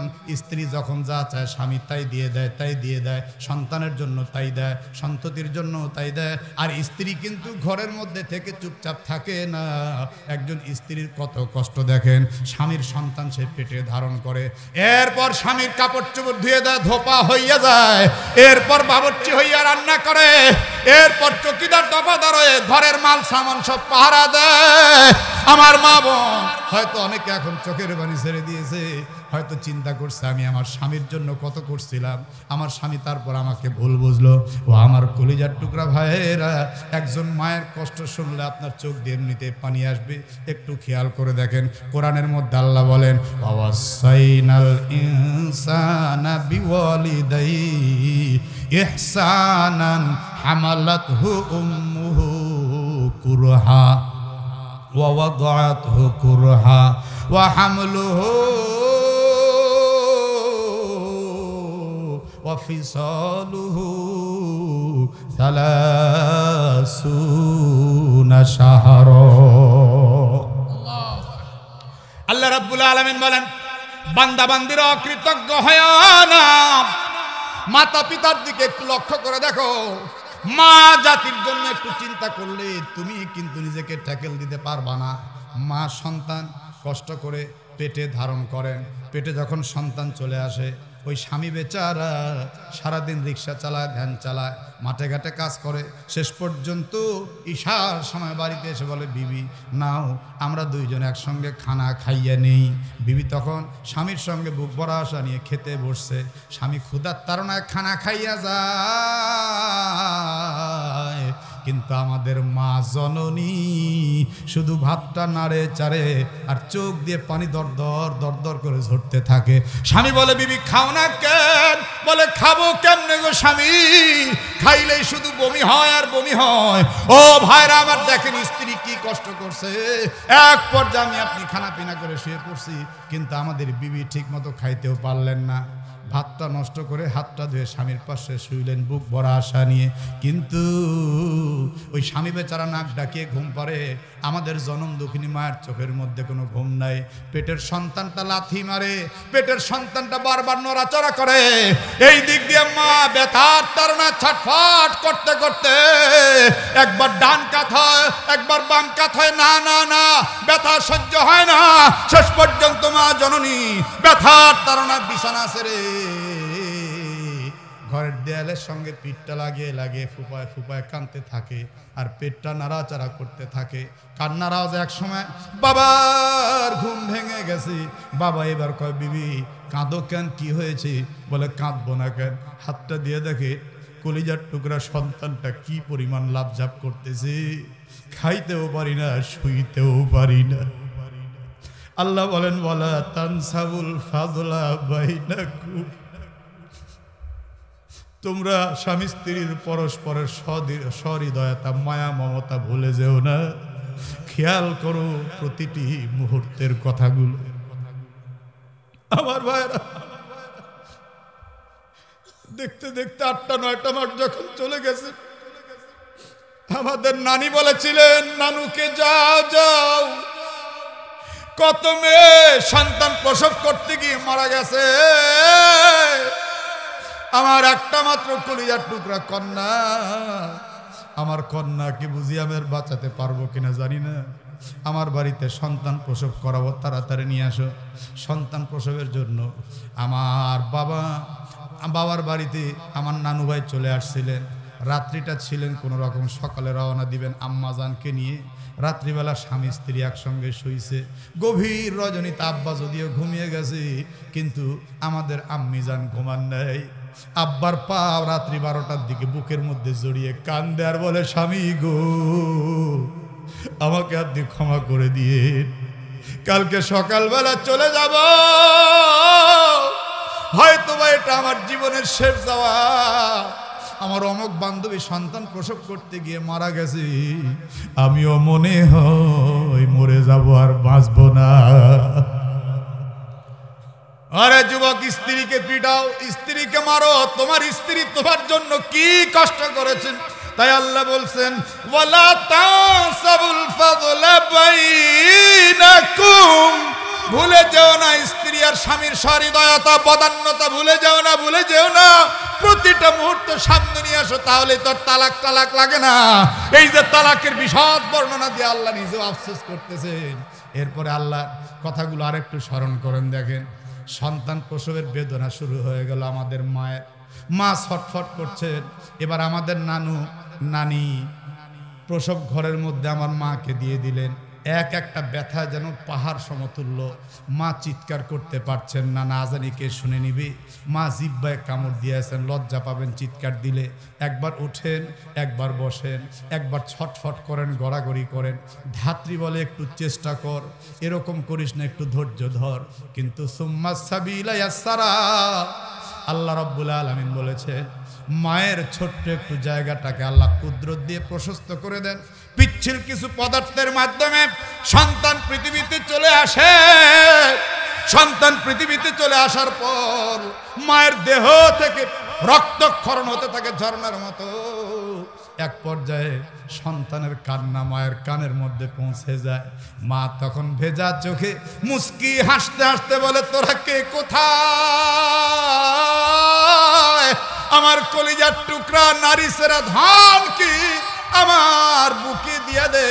সাথে সাথে ধাত্রী বলে, এ বেহায়া, এইমাত্র সন্তানটা তোর কলিজায় লাথি মেরে দুনিয়ার মধ্যে আসলো, আর যে পরিমাণ রক্তক্ষরণ তোর হলো, তুই তো মরতে বসেছিস, এই সন্তানকে আবার তুই কেন কোলে নিতে চাচ্ছিস? তোর কি লজ্জা লাগে না? সাথে সাথে মা কাঁদতে কাঁদতে সেদিন বলেছিলেন, তোরা কেউ বুঝবি না, আমার কলিজার টুকরা সন্তানের কান্নার আওয়াজ যখন আমার কানে পৌঁছেছে, আমি মায়ের অতীতের সব ব্যথার কথা আমি ভুলে গেছি। রে যুবক, তোমার স্ত্রী তোমার সন্তান প্রসব করতে গিয়ে মরতে বসছে, তুমি তারে তালাক দাও। যুবক, আল্লাহ বলেন, ওয়ালা তাকসাবুল ফাদলা বাইনাকুম, স্বামী স্ত্রীর ফজল আর দয়াটা ভুলে যাও না। যুবক, তালাক দিছো, তারপরে আবার হায় হায় করছো, এরপরে সন্তানটা কি বুকের মধ্যে নিয়ে মা দুধ পান করান শুরু করেছেন। পুরো 2টা বছর পর্যন্ত দুধ পান করিয়েছেন। ওয়া হামলুহু ওয়া ফিসালুহু 30 শাহরা, 30 মাস আল্লাহ উল্লেখ করেছেন। 2 বছর স্তনপান করাবেন, আর 6 মাস কমপক্ষে নিম্নে মায়ের পেটের মধ্যে সন্তান থাকে। এই যে 2টি বছর দুধ পান করাইছে, ডাক্তার লুৎফর রহমান সাহেব মানব জীবন পুস্তকের মধ্যে লেখেন, একজন মা প্রতিদিন যদি একটা সন্তানকে 2 লিটার করে দুধ পান করায়, তাহলে 30 দুগুণ 60, তার মানে মাসে কিন্তু 1.5 মণ দুধ আমরা মায়ের বুক থেকে পান করেছি। 2 বছর আপনি যদি গুণ দিয়ে দেখেন কত টনকে টন দুধ পান করেছেন। মায়ের 1 ফোঁটা দুধের দাম আমরা কেউ বুকের চামড়া কেটে দিলেও শোধ করতে পারবো না। মা কত কষ্ট করেছেন, আর সেই স্বামী স্ত্রীর কষ্টের কথাগুলো একদম ভুলে যায়। তাই রব্বুল আলামিন বলেছেন, ওয়ালা তানসাবুল ফাদলা বাইনাকুম, তোমরা পরস্পরের সহৃদয়া থাকে ভুলে যেও না স্বামী স্ত্রীরা। ইন্নাল্লাহা বিমা তা'মালুনা বাসীর, নিশ্চয় আল্লাহ তাআলা খুব দৃষ্টিবান, তোমরা যা করো সেই বিষয়ে। আমরা যত ভালো কাজ করি তাও আল্লাহ দেখেন, আমরা যত মন্দ কাজ করি তাও আল্লাহ দেখেন। একটু চিল্লা বলেন, আল্লাহ দেখে না দেখে না? কি ভাই, আপনি যদি 4 দেয়ালের ভিতরে দরজা জানলা বন্ধ করে দিয়ে মদ খান, একটু আওয়াজ করে সকলে বলবেন, সবাই জবান খুলে বলবেন, কেউ না দেখলে কে দেখে? আপনি যদি খুন গুম করে মানুষকে আয়না ঘরেও ভর্তি করে রাখেন, কেউ না দেখলে কে দেখে? আর এটা তো এখন প্রকাশ হয়ে গেছে আয়না ঘরের খেলা, কথা কন না কেন? কিছু হইলে খুন গুম করে মানুষকে শেষ করে দিয়েছো, আর বলেছো আমরা নাকি পাকিস্তানের রাজাকার। কিন্তু আমরা কেউ পাকিস্তানে যাই নাই, বরং তুমি যে ভারতের রাজাকার তা তুমি প্রমাণ করে দিয়ে ভারতে গিয়ে পাড়ি জমিয়েছ। কথা বলেন না কেন যুবক?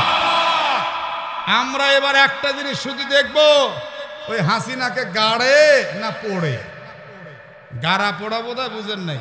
হাসিনার 2 অভ্যাসই ছিল, পট্টিও বাঁধত, তিলকও মারত। কথা কন না কেন? ইউটিউব সার্চ করে এখনো দেখেন, পট্টিও মারে, তিলকও লাগায়। তাহলে আমরা এবার দেখবো গাড়ে মানে এবার তাকে মরলে কবরে দেয়, না হয় দাদা বাবুরা পুড়িয়ে ছাই করে। এবার একটু দেখবো, এবার একটু দেখার বাকি আছে। তুমি যে জায়গা মতো গেছো, তুমি তো ভারতের দালাল, আমরা কেউ ভারতের দালাল না। ভারতের আঙ্গুলকে আমরা ভয় পাই না, ভারতের রক্ত চক্ষুকে আমরা ভয় পাই না। তুমি তো সেখানে গেছো। ইন্নাল্লাহা বিমা তা'মালুনা বাসীর, বাসীর আল্লাহর দেখা, এমন দেখা এটা কেউ না জানলেও উনি ঠিকই জানেন, ঠিকই দেখেন, সব ওনার কাছে রেকর্ডে আছে, রেকর্ডে আছে। ও আমার ভাইরা, এইবার আল্লাহ তাআলা নামাজের কথা শুরু করবেন।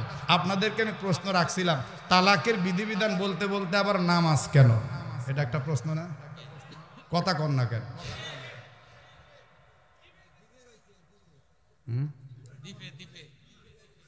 ও দ্বীপে, দ্বীপে ওই মহিলা স্বামী হারাইছে, সন্তান হারাইছে, এখন দ্বীপে জোহরের নামাজ শুরু করছে। মনে আছে না নাই?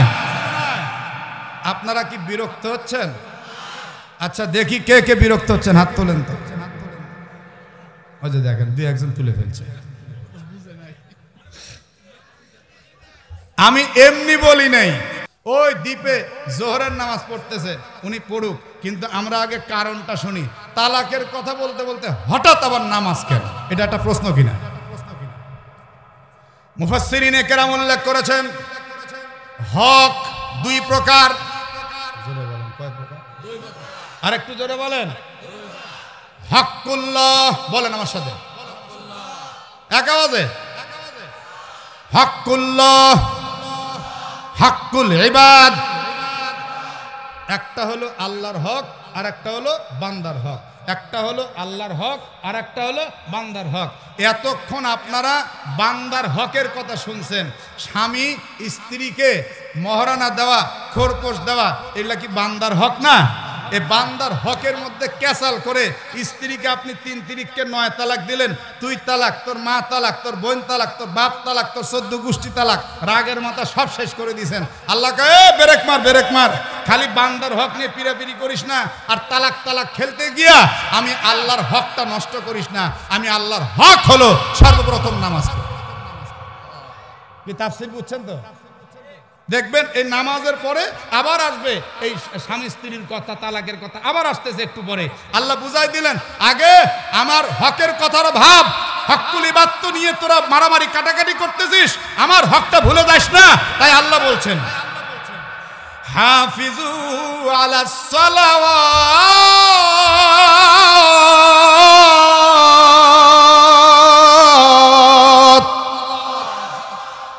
হাফিজু, তোমরা সংরক্ষণ করো, আলাস সালাওয়াত, সমস্ত নামাজ। সুবহানাল্লাহ। সমস্ত নামাজের সংরক্ষণ কেমনে করবেন? এটা একটা জটিল প্রশ্ন, কি বলেন তাই না? যত নামাজ আছে সব নামাজের মধ্যে আছে চাশত, ইশরাক, আওয়াবিন, তারপরে আপনার 5 ওয়াক্ত, তারপরে আপনার তাহাজ্জুদ, তারপরে যত নামাজ বলেন, ইস্তেখারা বলেন, সব নামাজের কথা আল্লাহ বলেছেন। কিন্তু মুফাসসিরিনে কেরাম বলেছেন 5 ওয়াক্ত নামাজকে আল্লাহ হেফাজত করতে বলছেন। 5 ওয়াক্ত নামাজকে এখন নামাজ হেফাজত কেমনে করবেন? তাফসীরে তাবারির মধ্যে আসছে নামাজের 3 স্তর। একটু হাত টাটিয়ে সকলের জবাব দেন, জোরে বলুন কয় স্তর? নিম্ন স্তর, মধ্যম স্তর, উচ্চ স্তর। মুখস্থ রাখেন, নিম্ন স্তর, মধ্যম স্তর, উচ্চ স্তর। বলেন নিম্ন স্তর, মধ্যম স্তর, উচ্চ স্তর। এবার নিম্ন স্তর কোন নামাজ? যেই নামাজ যথা সময়ে ফরজ ওয়াজিব ঠিকঠাক করে আদায় করা হয়, ওই নামাজটা হলো নিম্ন স্তর। মধ্যম স্তর কাকে বলে? যেই নামাজ যথা সময়ে পুত পবিত্রতার সাথে এবং নবীজির প্রত্যেকটা সুন্নাত বিধিবিধান আহকামগুলি মেনে মেনে আদায় করা হয়, ওইটা হলো মধ্যম স্তরের নামাজ। আর যেই নামাজ এই সব কিছু পালন করে একদম আল্লাহকে হাজির নাজির জেনে এমনভাবে ইবাদত করে যেন সে আল্লাহকে সামনে নিয়ে আল্লাহর সামনে দণ্ডায়মান হয়েছে, এটা হলো সর্বোচ্চ স্তরের নামাজ। হযরত ইয়াকুব নবীর নাম আপনারা শুনছেন কিনা জানি না।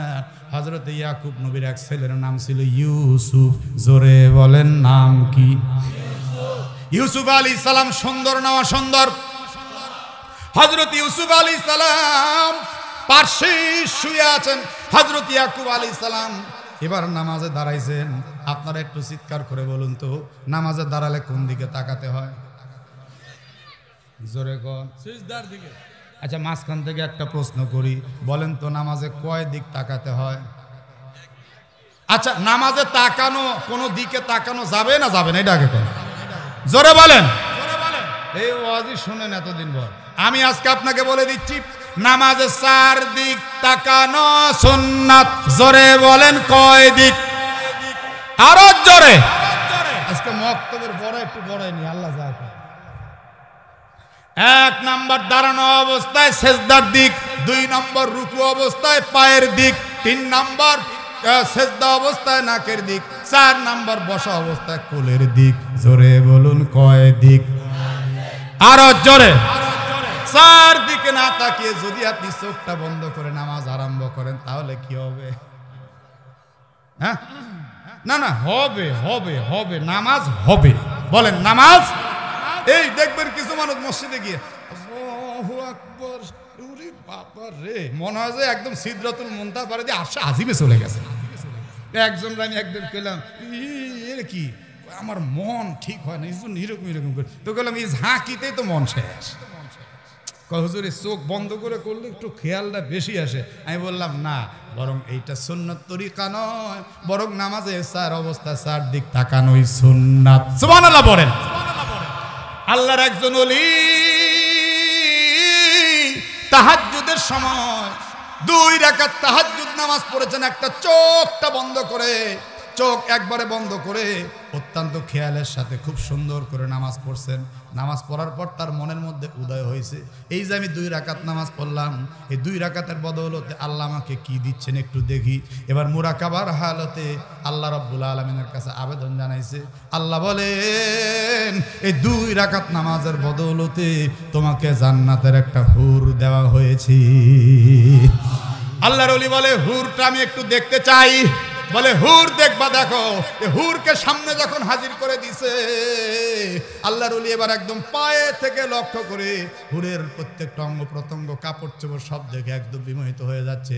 একদম গলা পার হয়ে, থুতুনি পার হয়ে, ঠোঁট পার হয়ে, নাক পার হয়ে যখন চোখের কাছে আসছে, তখন দেখতে পাচ্ছে চোখ 2টা কানা।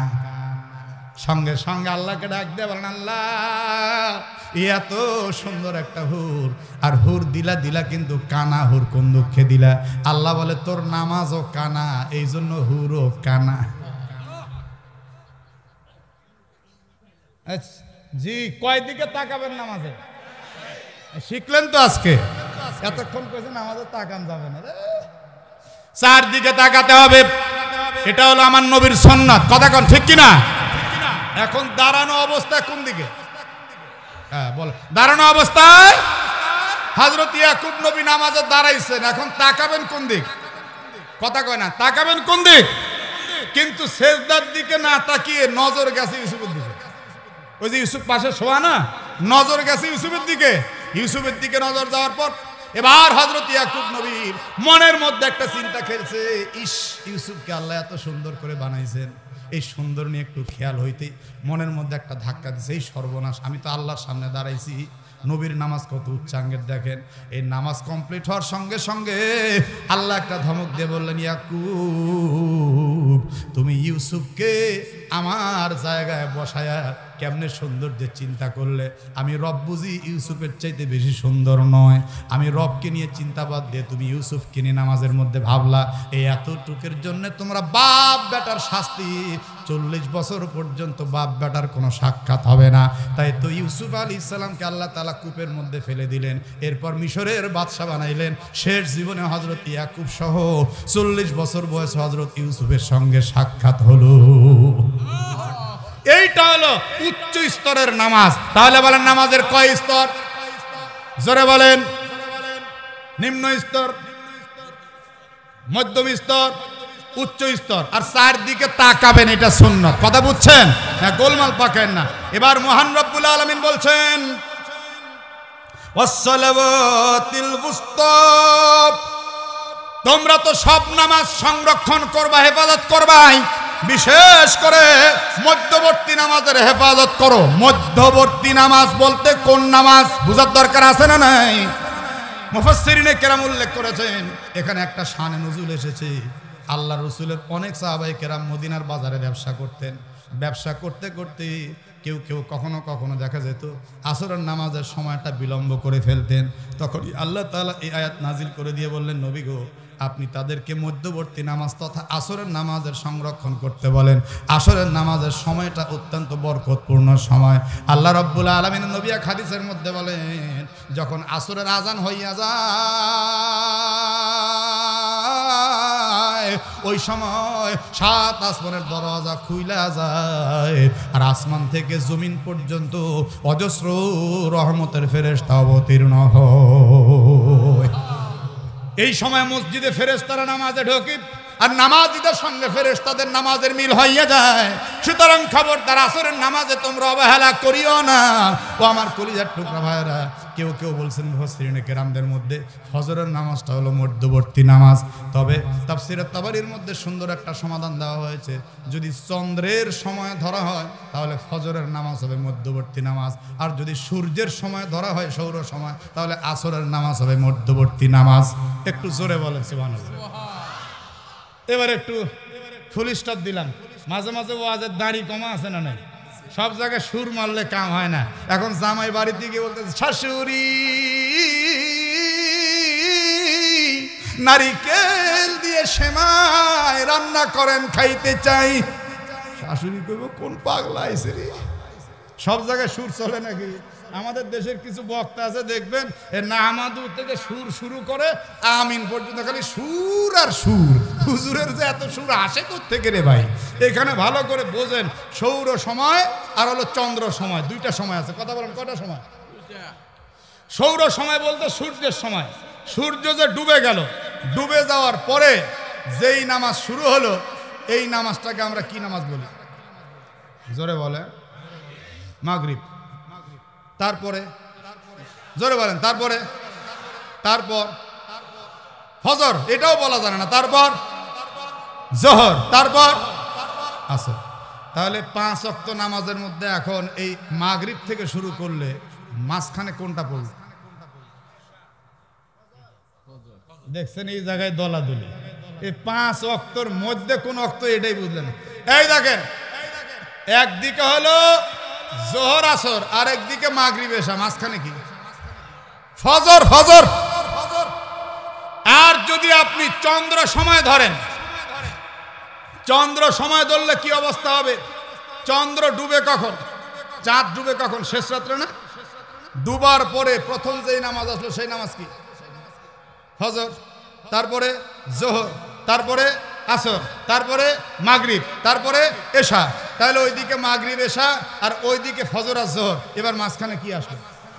মুফাসসিরিনে কেরামদের অধিকাংশের ভাষ্য হলো ফজর এবং আসর এই দুইটা নামাজেরই গুরুত্ব তোমরা বেশি দিবা, কারণ ফজরের সময় আল্লাহর 7 আসমানের দরওয়াজা খুলে যায়, অজস্র রহমতের ফেরেশতারা আসে, আর এরা সারা দিন ভর ডিউটি করতে থাকে আসর পর্যন্ত। আসরের সময় আবার 7 আসমানের দরওয়াজা খুলে যায়, আর ফজরের ফেরেশতারা আল্লাহর কাছে চলে যান, আর আসরের ফেরেশতারা ফজর পর্যন্ত সারা রাত ডিউটি করে। তো ভাই সুবহানাল্লাহ, তো ভালোই পড়লেন, ফজরের নামাজটা পড়বেন তো? যারা কইল না এরা ভেজাল আছে। ফজরের নামাজটা পড়বেন তো মাশাআল্লাহ। শোনেন আল্লাহর নবী কি বলছেন, মান সাল্লাল ইশা ফি জামাআতিন ফাকান্নামা কামা নিসফাল লাইল ওয়া মান সাল্লা সুবহা ফি জামাআতিন ফাকান্নামা সাল্লাল লাইলা কুল্লাহু। আল্লাহর নবী বলেন, যে ব্যক্তি ঈশার নামাজ জামাতের সাথে আদায় করলো, আল্লাহ তাকে অর্ধেক রাত দাঁড়িয়ে দাঁড়িয়ে নফল নামাজ পড়ার সওয়াব দিলেন। আর যে ব্যক্তি ফজরের নামাজ জামাতের সাথে আদায় করলো, আল্লাহ তাআলা তাকে পুরো নামাজটা, পুরো রাতটা দাঁড়িয়ে দাঁড়িয়ে নামাজ পড়ার নেকি দান করে দেন। অন্য আরেক হাদিসের মধ্যে আল্লাহর নবী বলছেন, মান সাল্লাল ফাজরা ফি জামাআতিন সুম্মা ক্বাদা ইয়াযকুরুল্লাহ হাত্তা তাতলু আশ-শামস সুম্মা সাল্লা রাকাতাইন কানাত লাহু কাজরি হাজ্জাতিন ওয়া উমরা তাম্মা তাম্মা তাম্মা। আরে জোরে বলেন আল্লাহু আকবার। আল্লাহর নবী বললেন, ফজরের নামাজটা যে ব্যক্তি জামাতের সাথে আদায় করলো, এরপরে ওই মুসল্লায় বসে কিছু তাসবিহ তাহলিল জিকির আজকার করলো, এরপরে সূর্য উদয় হওয়ার পর 2 রাকাত নামাজ পড়লো, নামাজ পড়ে যখন ওই লোকটা কমপ্লিট করে ফেললো, আল্লাহর হাবিব বলেন, ওই লোকটার জন্য হজ এবং উমরার পরিপূর্ণ সওয়াব আল্লাহ আমল নামায় দান করে দিয়েছেন। এজন্য ফজরের নামাজের গুরুত্ব আছে, আসরেরও গুরুত্ব আছে, সব নামাজেরই গুরুত্ব আছে। এই বিশেষ নামাজগুলো আমরা ছাড়বো না। ও আমার কলিজার টুকরা ভাইরা, আসুন একটু সামনের দিকে অগ্রসর হই। মহান রব্বুল আলামিনের পরে বলছেন, ওয়াকুমু লিল্লাহি কানিতিন।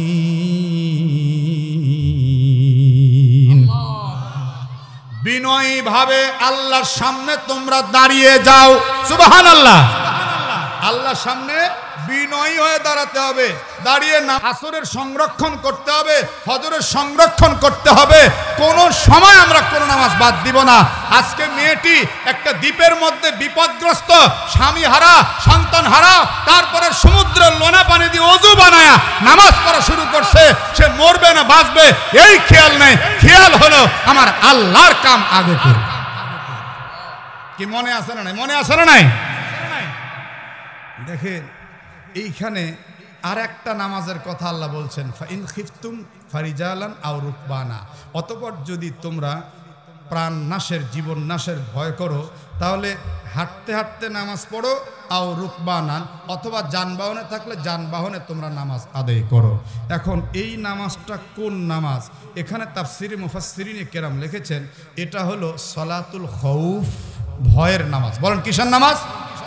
এই ভয়ের নামাজের ব্যাপারে আপনাদেরকে আবার আমাকে আরেকটা আয়াত টেনে শোনাতে হবে। সূরা নিসা আয়াত নম্বর 102। জোরে বলেন কত? দেখেন ভয়ের নামাজটা কেমনে পড়ে আল্লাহ তাআলা বলছেন, ওয়া ইযা কুনতা ফীহিম ফাআকামতা লাহুমুস সালাম। নবীজি গো, আপনি যখন মুসলমানদের সঙ্গে থাকেন তাদেরকে নিয়ে আপনি নামাজ কায়েম করুন। ফালতাকুম তায়ফাতুম মিনহুম মাআকা, তাদের একটি দল আপনার সঙ্গে থাকবে, দণ্ডায়মান হবে। অলিয়া খুদ আসলে হাতাও, জিহাদের ময়দানে থাকা অবস্থায় তারা তাদের সঙ্গে অস্ত্র রাখবে, অস্ত্র যেন তারা ফেলে না দেয়। ফাইদা সাজাদু ফালিয়াকুনু মিন ওয়ারাইকুম, এরপরে যখন তাদের সেজদা পর্যন্ত কমপ্লিট হয়ে যাবে ওই দল পিছনে চলে যাবে। ওয়ালতাতি তায়ফাতুন উখরা লাম ইউসাল্লু, অন্য দল যারা এখন পর্যন্ত নামাজ আদায় করেনি তারা এসে আবার নামাজ পূরণ করবে, নামাজ ধরবে আরেক রাকাত। ফালিউসাল্লু মাআকা, আপনার সঙ্গে। অলিয়া খুযু হিজরাহুম আসলিহাতাহুম, খবরদার এরাও যাতে সতর্কতার সাথে অস্ত্র নিয়ে নামাজ পড়ে। অস্ত্র ছাড়া কিন্তু নামাজ পড়লে ক্ষতি হবে। কি ক্ষতি? ওয়াদাল্লাযীনা কাফারু লাউ তাগফুলুনা আন আসলিহাতিকুম ওয়া আমতিয়াতিকুম, কাফের যারা তারা কিন্তু সদা সর্বদা চায় তোমরা যাতে গাফেল হয়ে যাও তোমাদের অস্ত্র থেকে, ওয়া আমতিয়াতিকুম, এবং তোমাদের যত সরঞ্জাম আছে সেগুলো থেকে। ফায়ামিলুনা আলাইকুম মাইলাতাম ওয়াহিদা, যখন তোমরা অস্ত্র রেখে গাফেল হয়ে যাবে তখন কিন্তু ওই কাফেররা তোমাদের উপরে আক্রমণ করবে। কয়বার আক্রমণ? মাইলাতাম ওয়াহিদা, এমন আক্রমণ করা করবে একবারে তোমাদেরকে শেষ করে দিতে চাইবে। ওয়ালা জুনাহা আলাইকুম, তবে তোমাদের কোনো পাপ হবে না।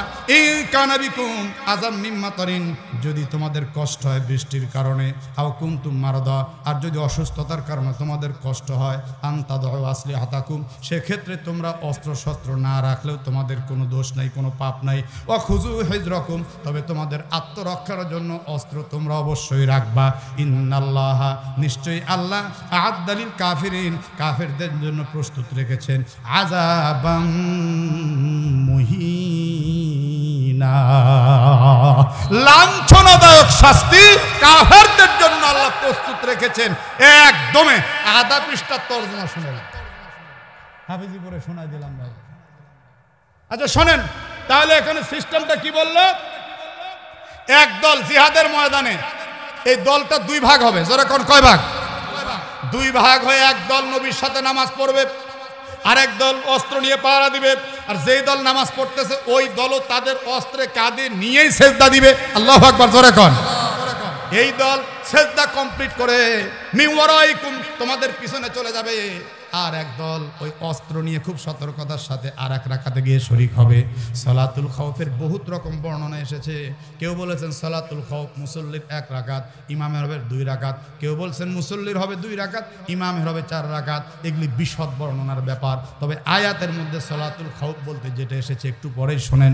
ও আমার ভাইয়েরা, এইখানে আল্লাহ তাআলা জিহাদের ময়দানের কথা বুঝাইছেন। তোমরা নামাজ বাদ দিবা না, তারপরে অস্ত্র ছাড়া কিন্তু থাকবা না।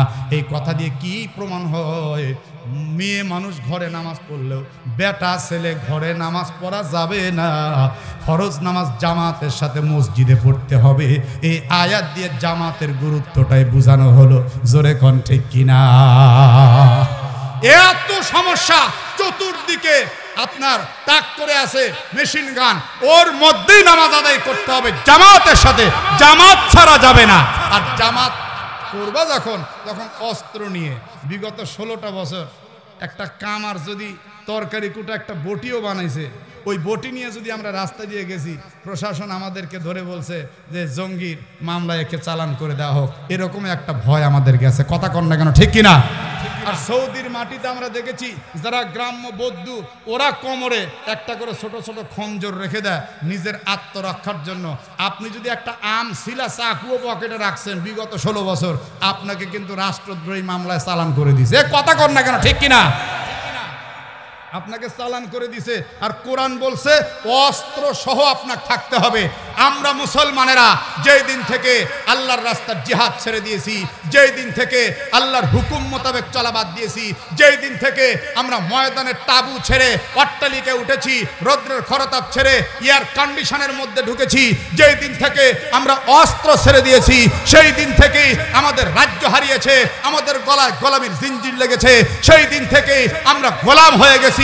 আমরা আল্লাহকে বাদ দিয়ে মানুষকে ভয় করা শুরু করছি, অমুসলিমদেরকে ভয় করা শুরু করছি। ওরে মুসলমান, তোমার দিলের মধ্যে এমন একটা পাওয়ার রয়েছে, ঈমানের পাওয়ার। আল্লাহর হাবিব হাদিসের মধ্যে বলেছেন, যার মধ্যে ঈমান আছে সে তো সম্পূর্ণ জিন্দা মানুষ, যার মধ্যে ঈমান নাই সে 1 লক্ষ থাকলেও সে কিন্তু মুর্দা। অতএব মুর্দা ব্যক্তির সাথে ঈমানদারের যুদ্ধ করতে কোনো ভয় নাই। এই বাংলাদেশ নিয়ে ছিনিমিনি খেলার পায়তারাকে আমরা নাশাত করে দিতে আবার যুদ্ধের ডাক আসতে পারে। সেই যুদ্ধে বুকের তাজা রক্ত বিলীন করে কারা কারা শরীক হতে রাজি আছো? আল্লাহু আকবার বলে হাত দেখাও। আল্লাহরে হাত নামান। হতে পারে হাত কাল হাসরে আপনার সাক্ষী। অনেকের এই বক্তব্যগুলো শুনলে চুলকায় চুলকায়, আর কোন বক্তব্য নাই। কথা কন না কেন? 16 বছর তো আমাদের টুটি চিপে ধরেছিলে, এই কোরআনের এই আয়াতগুলো বলতে পারিনি। এখন একটা একটা করে বলবো, আর তাফসিরে যতটুকু আয়াত আছে ততটুকু শোনাবো। তোমার যদি বেশি জ্বলে তাহলে তুমি আল্লাহর দুনিয়ার বাইরে যাও। তা কি আর সম্ভব? তা তো আর সম্ভব না। যদি তোমার বেশি জ্বলে আল্লাহর দুনিয়ার বাইরে চলে যাও। আল্লাহর দুনিয়ায় আল্লাহর কোরআন চলবেই চলবে। আমার বন্ধুগণ, আমরা সোভিয়েতের নোংরামি দেখেছি, আমরা রাশিয়ার নোংরামি দেখেছি, আমরা সমাজতন্ত্রের নোংরামির খবর জানি, আমরা রাজতন্ত্রের নোংরামির খবর জানি, আমরা রাশিয়া ইউরোপের নোংরামির খবর জানি, আমরা গণতন্ত্রের আয়নাঘরের নোংরামির খবর জানি। সব তন্ত্রমন্ত্র দেখা শেষ। আমরা বাংলাদেশ এই মুহূর্তে যে চিন্তায় অগ্রসর হচ্ছি, আগামীর পার্লামেন্ট সমস্ত তন্ত্রমন্ত্রের কপালে লাথি মেরে কোরআনের পার্লামেন্ট আমরা কায়েম করতে চাই। আমরা সব দেখেছি, এবার একটু কোরআন দিয়ে শাসন দেখতে চাই। এই কোরআনের শাসনে কেউ যদি বাধা দেয় বুঝতে হবে সেটাও স্বৈরাচার।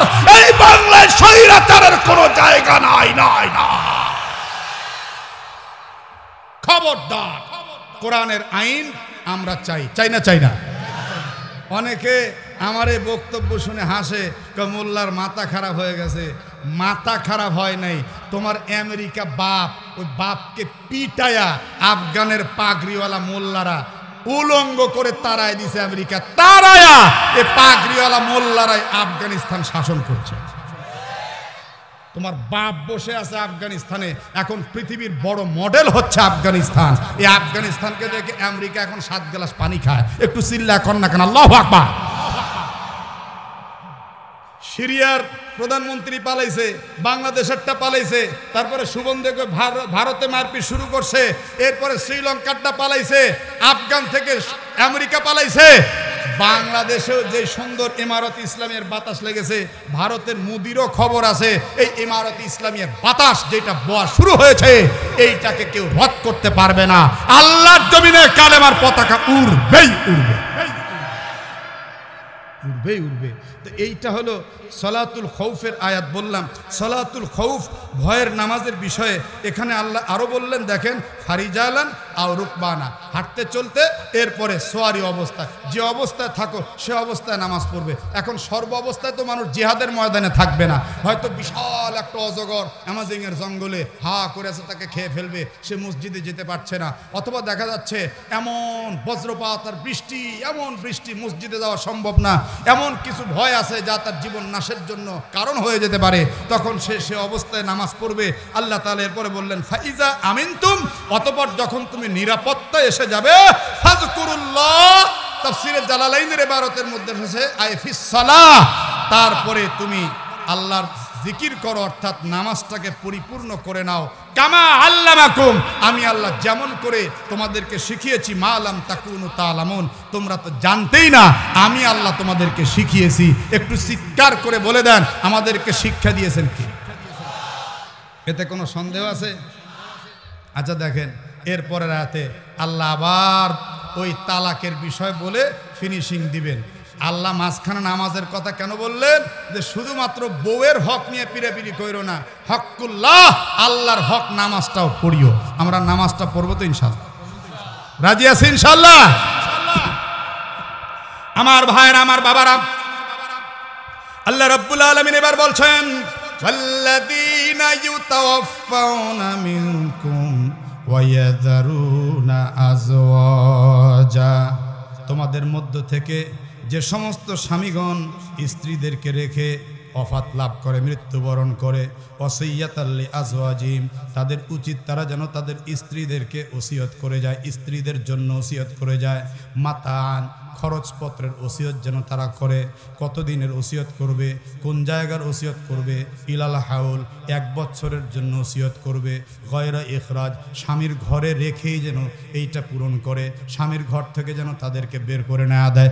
এই যে একটু আগে প্রশ্ন করে গেলাম, আপনারা তাফসিরে শুনেছেন ওয়াল্লাযীনা ইয়াতাওয়াফাউনা মিনকুম ওয়া ইয়াযারুনা আজওয়াজান ইয়াতারাব্বাসনা বিআনফুসিহিন্না আরবাআতা আশহুরিন ওয়া আশরা, স্বামীর মৃত্যুর পরে স্ত্রীর ইদ্দত কতদিন? 4 মাস। জোরে বলেন, 4 মাস। আর এখানে বলা হচ্ছে 240 নম্বর আয়াতে বলা হচ্ছে 1 বছর। কয় বছর? তাহলে একটা পেঁচ বেঁধে গেল না? আমার ভাইরা খেয়াল করে শোনেন, কোন পেঁচ নয়। কোরআনের শুরুতে আপনাদেরকে আমরা তাফসীর করে শুনিয়ে এসেছি, মা নানসাখ মিন আয়াতিন আও নুনসিহা নাতি বিখায়রিম মিনহা আও মিসলিহা। আছে না ভাই? এই আলাম তা'লাম আন্নাল্লাহা আলা কুল্লি শাইইন কদির। নাসেখ মানসুখ একটা ব্যাপার আছে কোরআনে, এক আয়াত এসে আর এক আয়াতকে রহিত করে দেয়। এই যে 1 বছরের যে বিধান, মুফাসসিরিনে কেরামদের একদল বলেছেন যে এই আয়াতটা রহিত হয়ে গেছে, 4 মাস 10 দিনের আমলটা এখনো বলবৎ আছে। সুবহানাল্লাহ বলেন। এইটা এক রিওয়ায়াত। মুফাসসিরিনে কেরামদের আরেক রিওয়ায়াতের তাফসীর করেন যে পূর্ব যুগে যখন নারীদের ওয়ারিসি সম্পত্তির অংশ বন্টনের আয়াত না এসেছে, তখন এই হুকুমটা বলবৎ ছিল। যখন মিরাসের আয়াত আল্লাহ নাজিল করেছেন, তখন এই আয়াতের হুকুম বলবৎ আর থাকেনি। 4 মাস 10 দিন হয়ে গেছে। নারীর একটা হক আছে না? কথা বলেন না কেন? ওয়ারিসি সম্পদ যদি বাবার 3 বিঘা জমি থাকে, ছেলে যদি পায় 2 বিঘা, মেয়ে পাবে 1 বিঘা। কথা কন না কেন? ঠিক কিনা? কিন্তু বর্তমান সময়ে অধিকাংশ মেয়েদেরকে ফাঁকি দেওয়া হচ্ছে।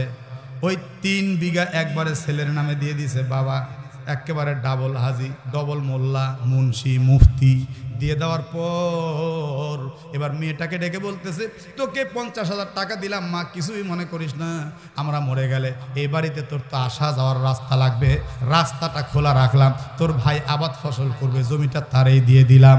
ও হাজি, তুমি মরে দেখো, আসামির কাঠগড়া আগে তোমাকে দাঁড় করাবে তোমার মাইয়া। আপনাদের এলাকা মনে হয় ঝামেলা নাই, থাকলে একটু জোরে বলেন আছে। আমার মা বোনেরা প্রাণ ভরে দোয়া করতেছে, হুজুর এগুলো আরো বলেন, আমাকে পুরাটা ঠকাইছে আমার বাপে, আমার ভাইয়ে ঠকাইছে। কথা কর না কেন? স্ত্রীর হক স্ত্রীকে দিতে হবে, বোনের হক বোনকে দিতে হবে, কন্যার হক কন্যাকে দিতে হবে। এই হকের আয়াত যতদিন অবতীর্ণ হয়নি, ততদিন পর্যন্ত এই হুকুম বলবৎ ছিল যে স্ত্রীরা স্বামীর ঘরে থাকবে 1 বছর। জোরে বলেন, কয় বছর? 1 বছর। এবার তৃতীয় এক ফয়সালা, 4 মাস 10 দিন এটা তাকে অবশ্যই থাকতে হবে ফরজ, আর 7 মাস 20 দিন এটা তার ইচ্ছাধীন। সুবহানাল্লাহ।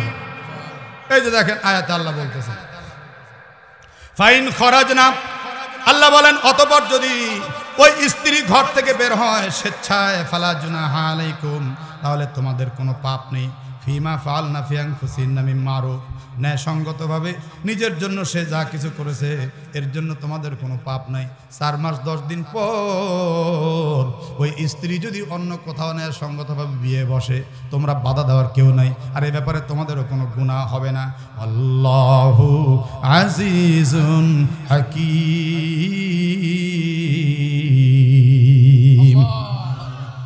আল্লাহ তাআলা মহাপরাক্রমশালী, প্রজ্ঞাময়। এরপরে আল্লাহ বলছেন ওয়ালিল মুতাল্লাকাতি মাতাউম বিল মারুফ,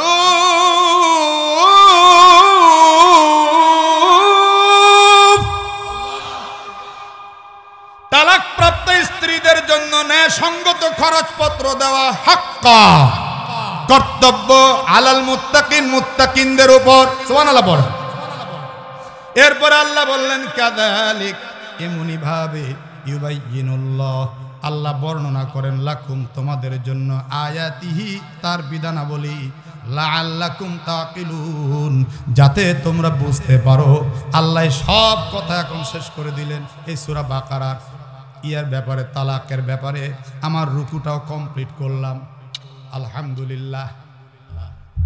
এইবার ওই যে নামাজ, মনে আছে না? নাই মনে আছে? বিরক্ত আছে? বিরক্ত নাই? তাহলে একটা তাকবীর দেন, একজনে নারা তাকবীর, নারা তাকবীর ধরেন একটা।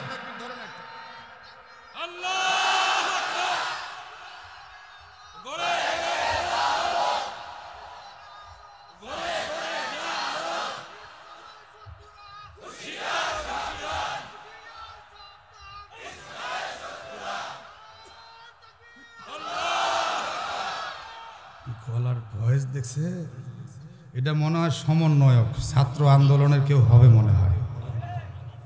ওই দেখেন নাই আমাদের রংপুরের আবু সাইদ, বুকের মাঝে উঠছে ঝড়, বুক পেতেছি গুলি কর। আরে মারহাবা কর না কেন? সেনাবাহিনী কয় আমরা মারি সাইডে, আসে 400টা, আমাদের গুলিয়ে কুলাবে না। বাঙালি আলহামদুলিল্লাহ কর। এইবার ওই মেয়েটি নামাজ কমপ্লিট করেছে, নামাজ কমপ্লিট করে এবার আল্লাহর কাছে একটা মোনাজাত দিছে, আল্লাহ গো, আমি তোমার হুকুম পালন করেছি, আমার বুকের ধন কলিজার টুকরা সন্তানকে তুমি আমার বুকে ফিরাইয়া দাও। একটু চিৎকার করে বলুন তো, সব কিছুর হেফাজতের মালিক কে? আল্লাহ রাব্বুল আলামিন কোরআনের অন্য আয়াতে বলেছেন ইয়া আইয়ুহাল্লাযীনা আমানুস্তাঈনু বিস-সাবরি ওয়াস-সালাহ।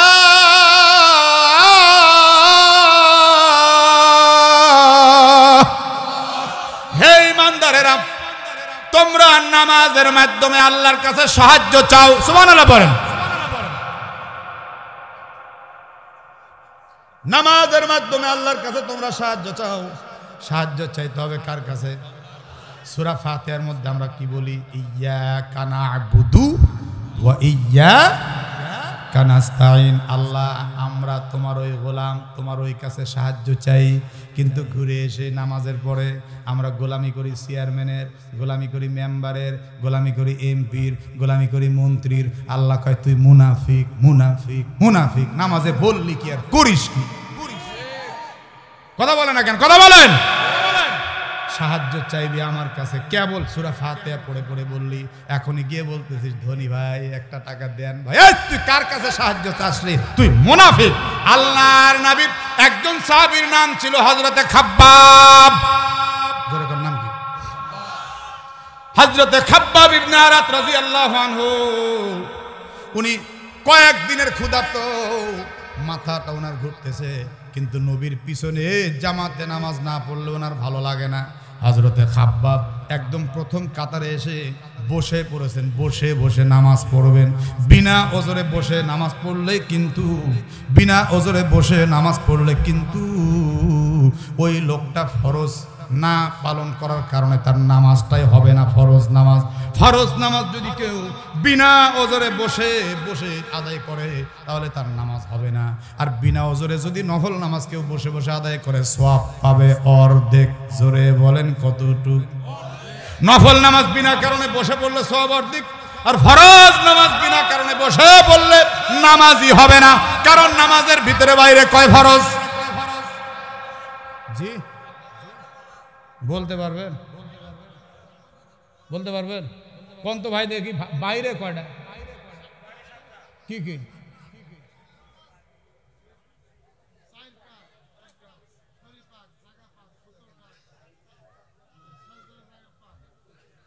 মাশাআল্লাহ হিম্মত করছে, আলহামদুলিল্লাহ।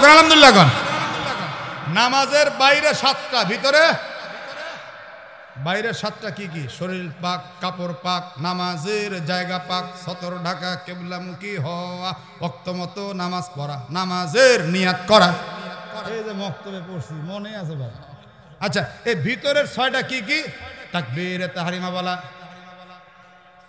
খাড়া হয়ে নামাজ পড়া, কেরাত পড়া, রুকু করা, 2 সেজদা করা, আখেরি।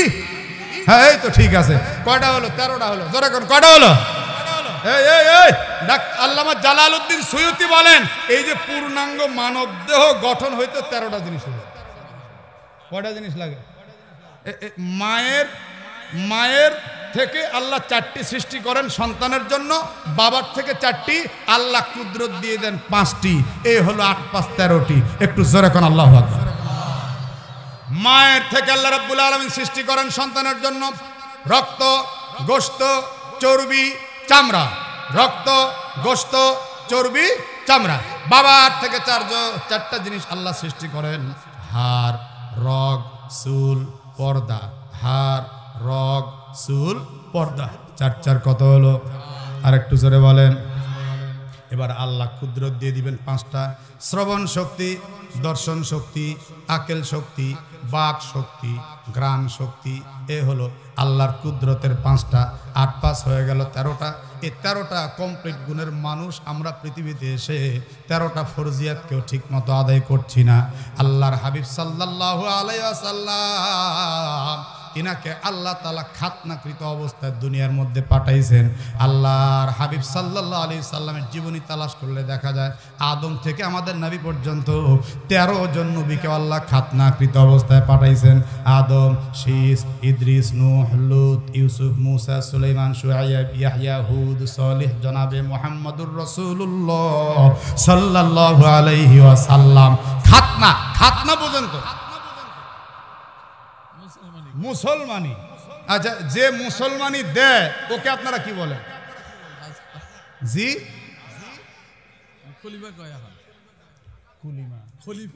খলিফা। ঠিক আছে। আমাদের নাটোরে বলে হলো আপনার এই ওস্তা। আর ঢাকার দিকে কয় হলো আপনার এই আজম। আর এক এলাকায় গেছিলাম, জিজ্ঞেস করছি কয় গুটকা।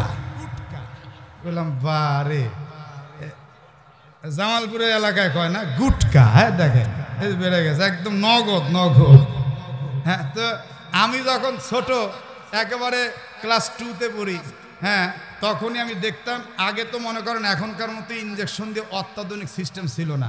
আগে যে আপনার এই পোড়া মাটি মুটি এটা ওইটা দিয়ে, তারপরে যাই হোক একবারে পান পাতা দিয়ে চোখ টোক ধরে, ওরে বাবারে কি যে আজাব। আমি ওই লোকটা যে যেত আমাদের এলাকার যে এই খলিফা, চুল বড়, পায়জামা টাজামা পরা, সাইকেল নিয়ে যেত। আমি তখনই কইতাম এই তোর এই সর্বনাশী কাম আমার আর ভালো লাগে না। ছোট তো বলতাম, তো উনি আবার সাইকেল নিয়ে নেমে বলতো বাবা তোর টাইম হয়েছে।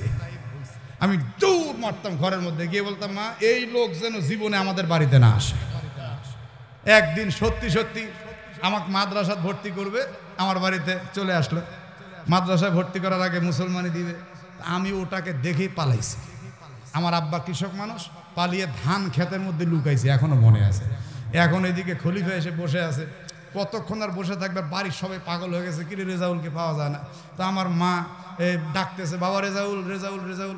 আমি আস্তে করে বললাম, মা এদিকে আসো, আমি ধান খেতে। ওরে আমার সোনার ময়না পাখি, এখানে কেন বাবা তুমি? আসলে যে মিঠা কথাটা বলতেছে সর্বনাশের জন্য বলতেছে।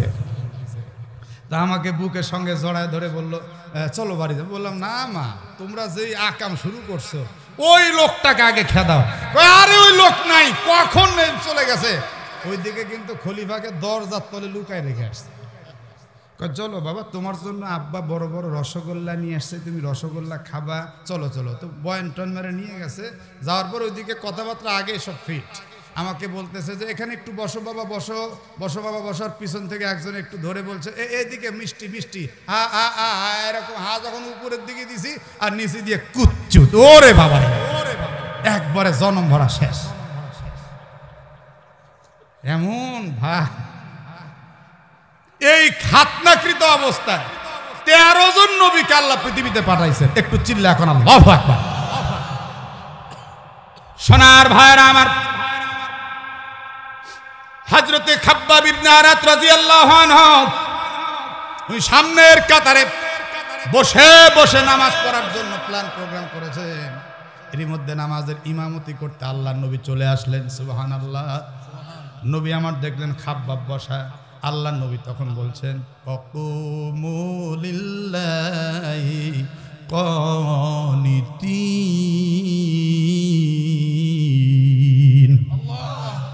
আল্লাহ তো বলছেন বিনয়ী ভাবে তার সামনে দাঁড়াতে, আর তুমি না দাঁড়িয়ে চুপচাপ বসে আছো। রে খাব্বাব, তুমি দাঁড়াও না কেন? হযরতে খাব্বাব চোখের পানি ছেড়ে দিয়ে বলছেন, নবী গো,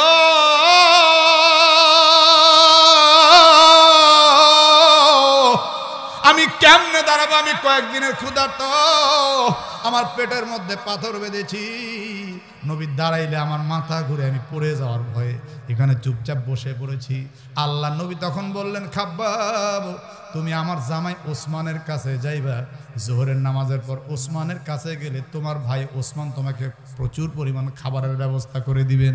সঙ্গে সঙ্গে হযরতে খাব্বাব বলছেন, নবী গো, আমি ওসমানের কাছে মরে গেলেও যাব না। আল্লাহু আকবার। নবী আমার বললেন, কেন যাবা না? বলে, হুজুর, এক্ষুনি তো নামাজ শুরু করে বলবো, ইয়্যাকা না'বুদু ওয়া ইয়্যাকা নাস্তাঈন। সাহায্য চাইবে একমাত্র কার কাছে? হুজুর, নামাজের মধ্যে আমি খাব্বাব সাহায্য চাই আল্লাহর কাছে। আমার আল্লাহ যদি কোনোদিন কয়, খাব্বাব রে, আমি আর তোকে সাহায্য করতে পারছি না, সেই দিন আমি ওসমানের কাছে যাব। আমার আল্লাহ বাদ দিয়ে আমি ওসমানের কাছে জীবনেও যাব না। আমি ওসমানের কাছে যাব কোন দুঃখে?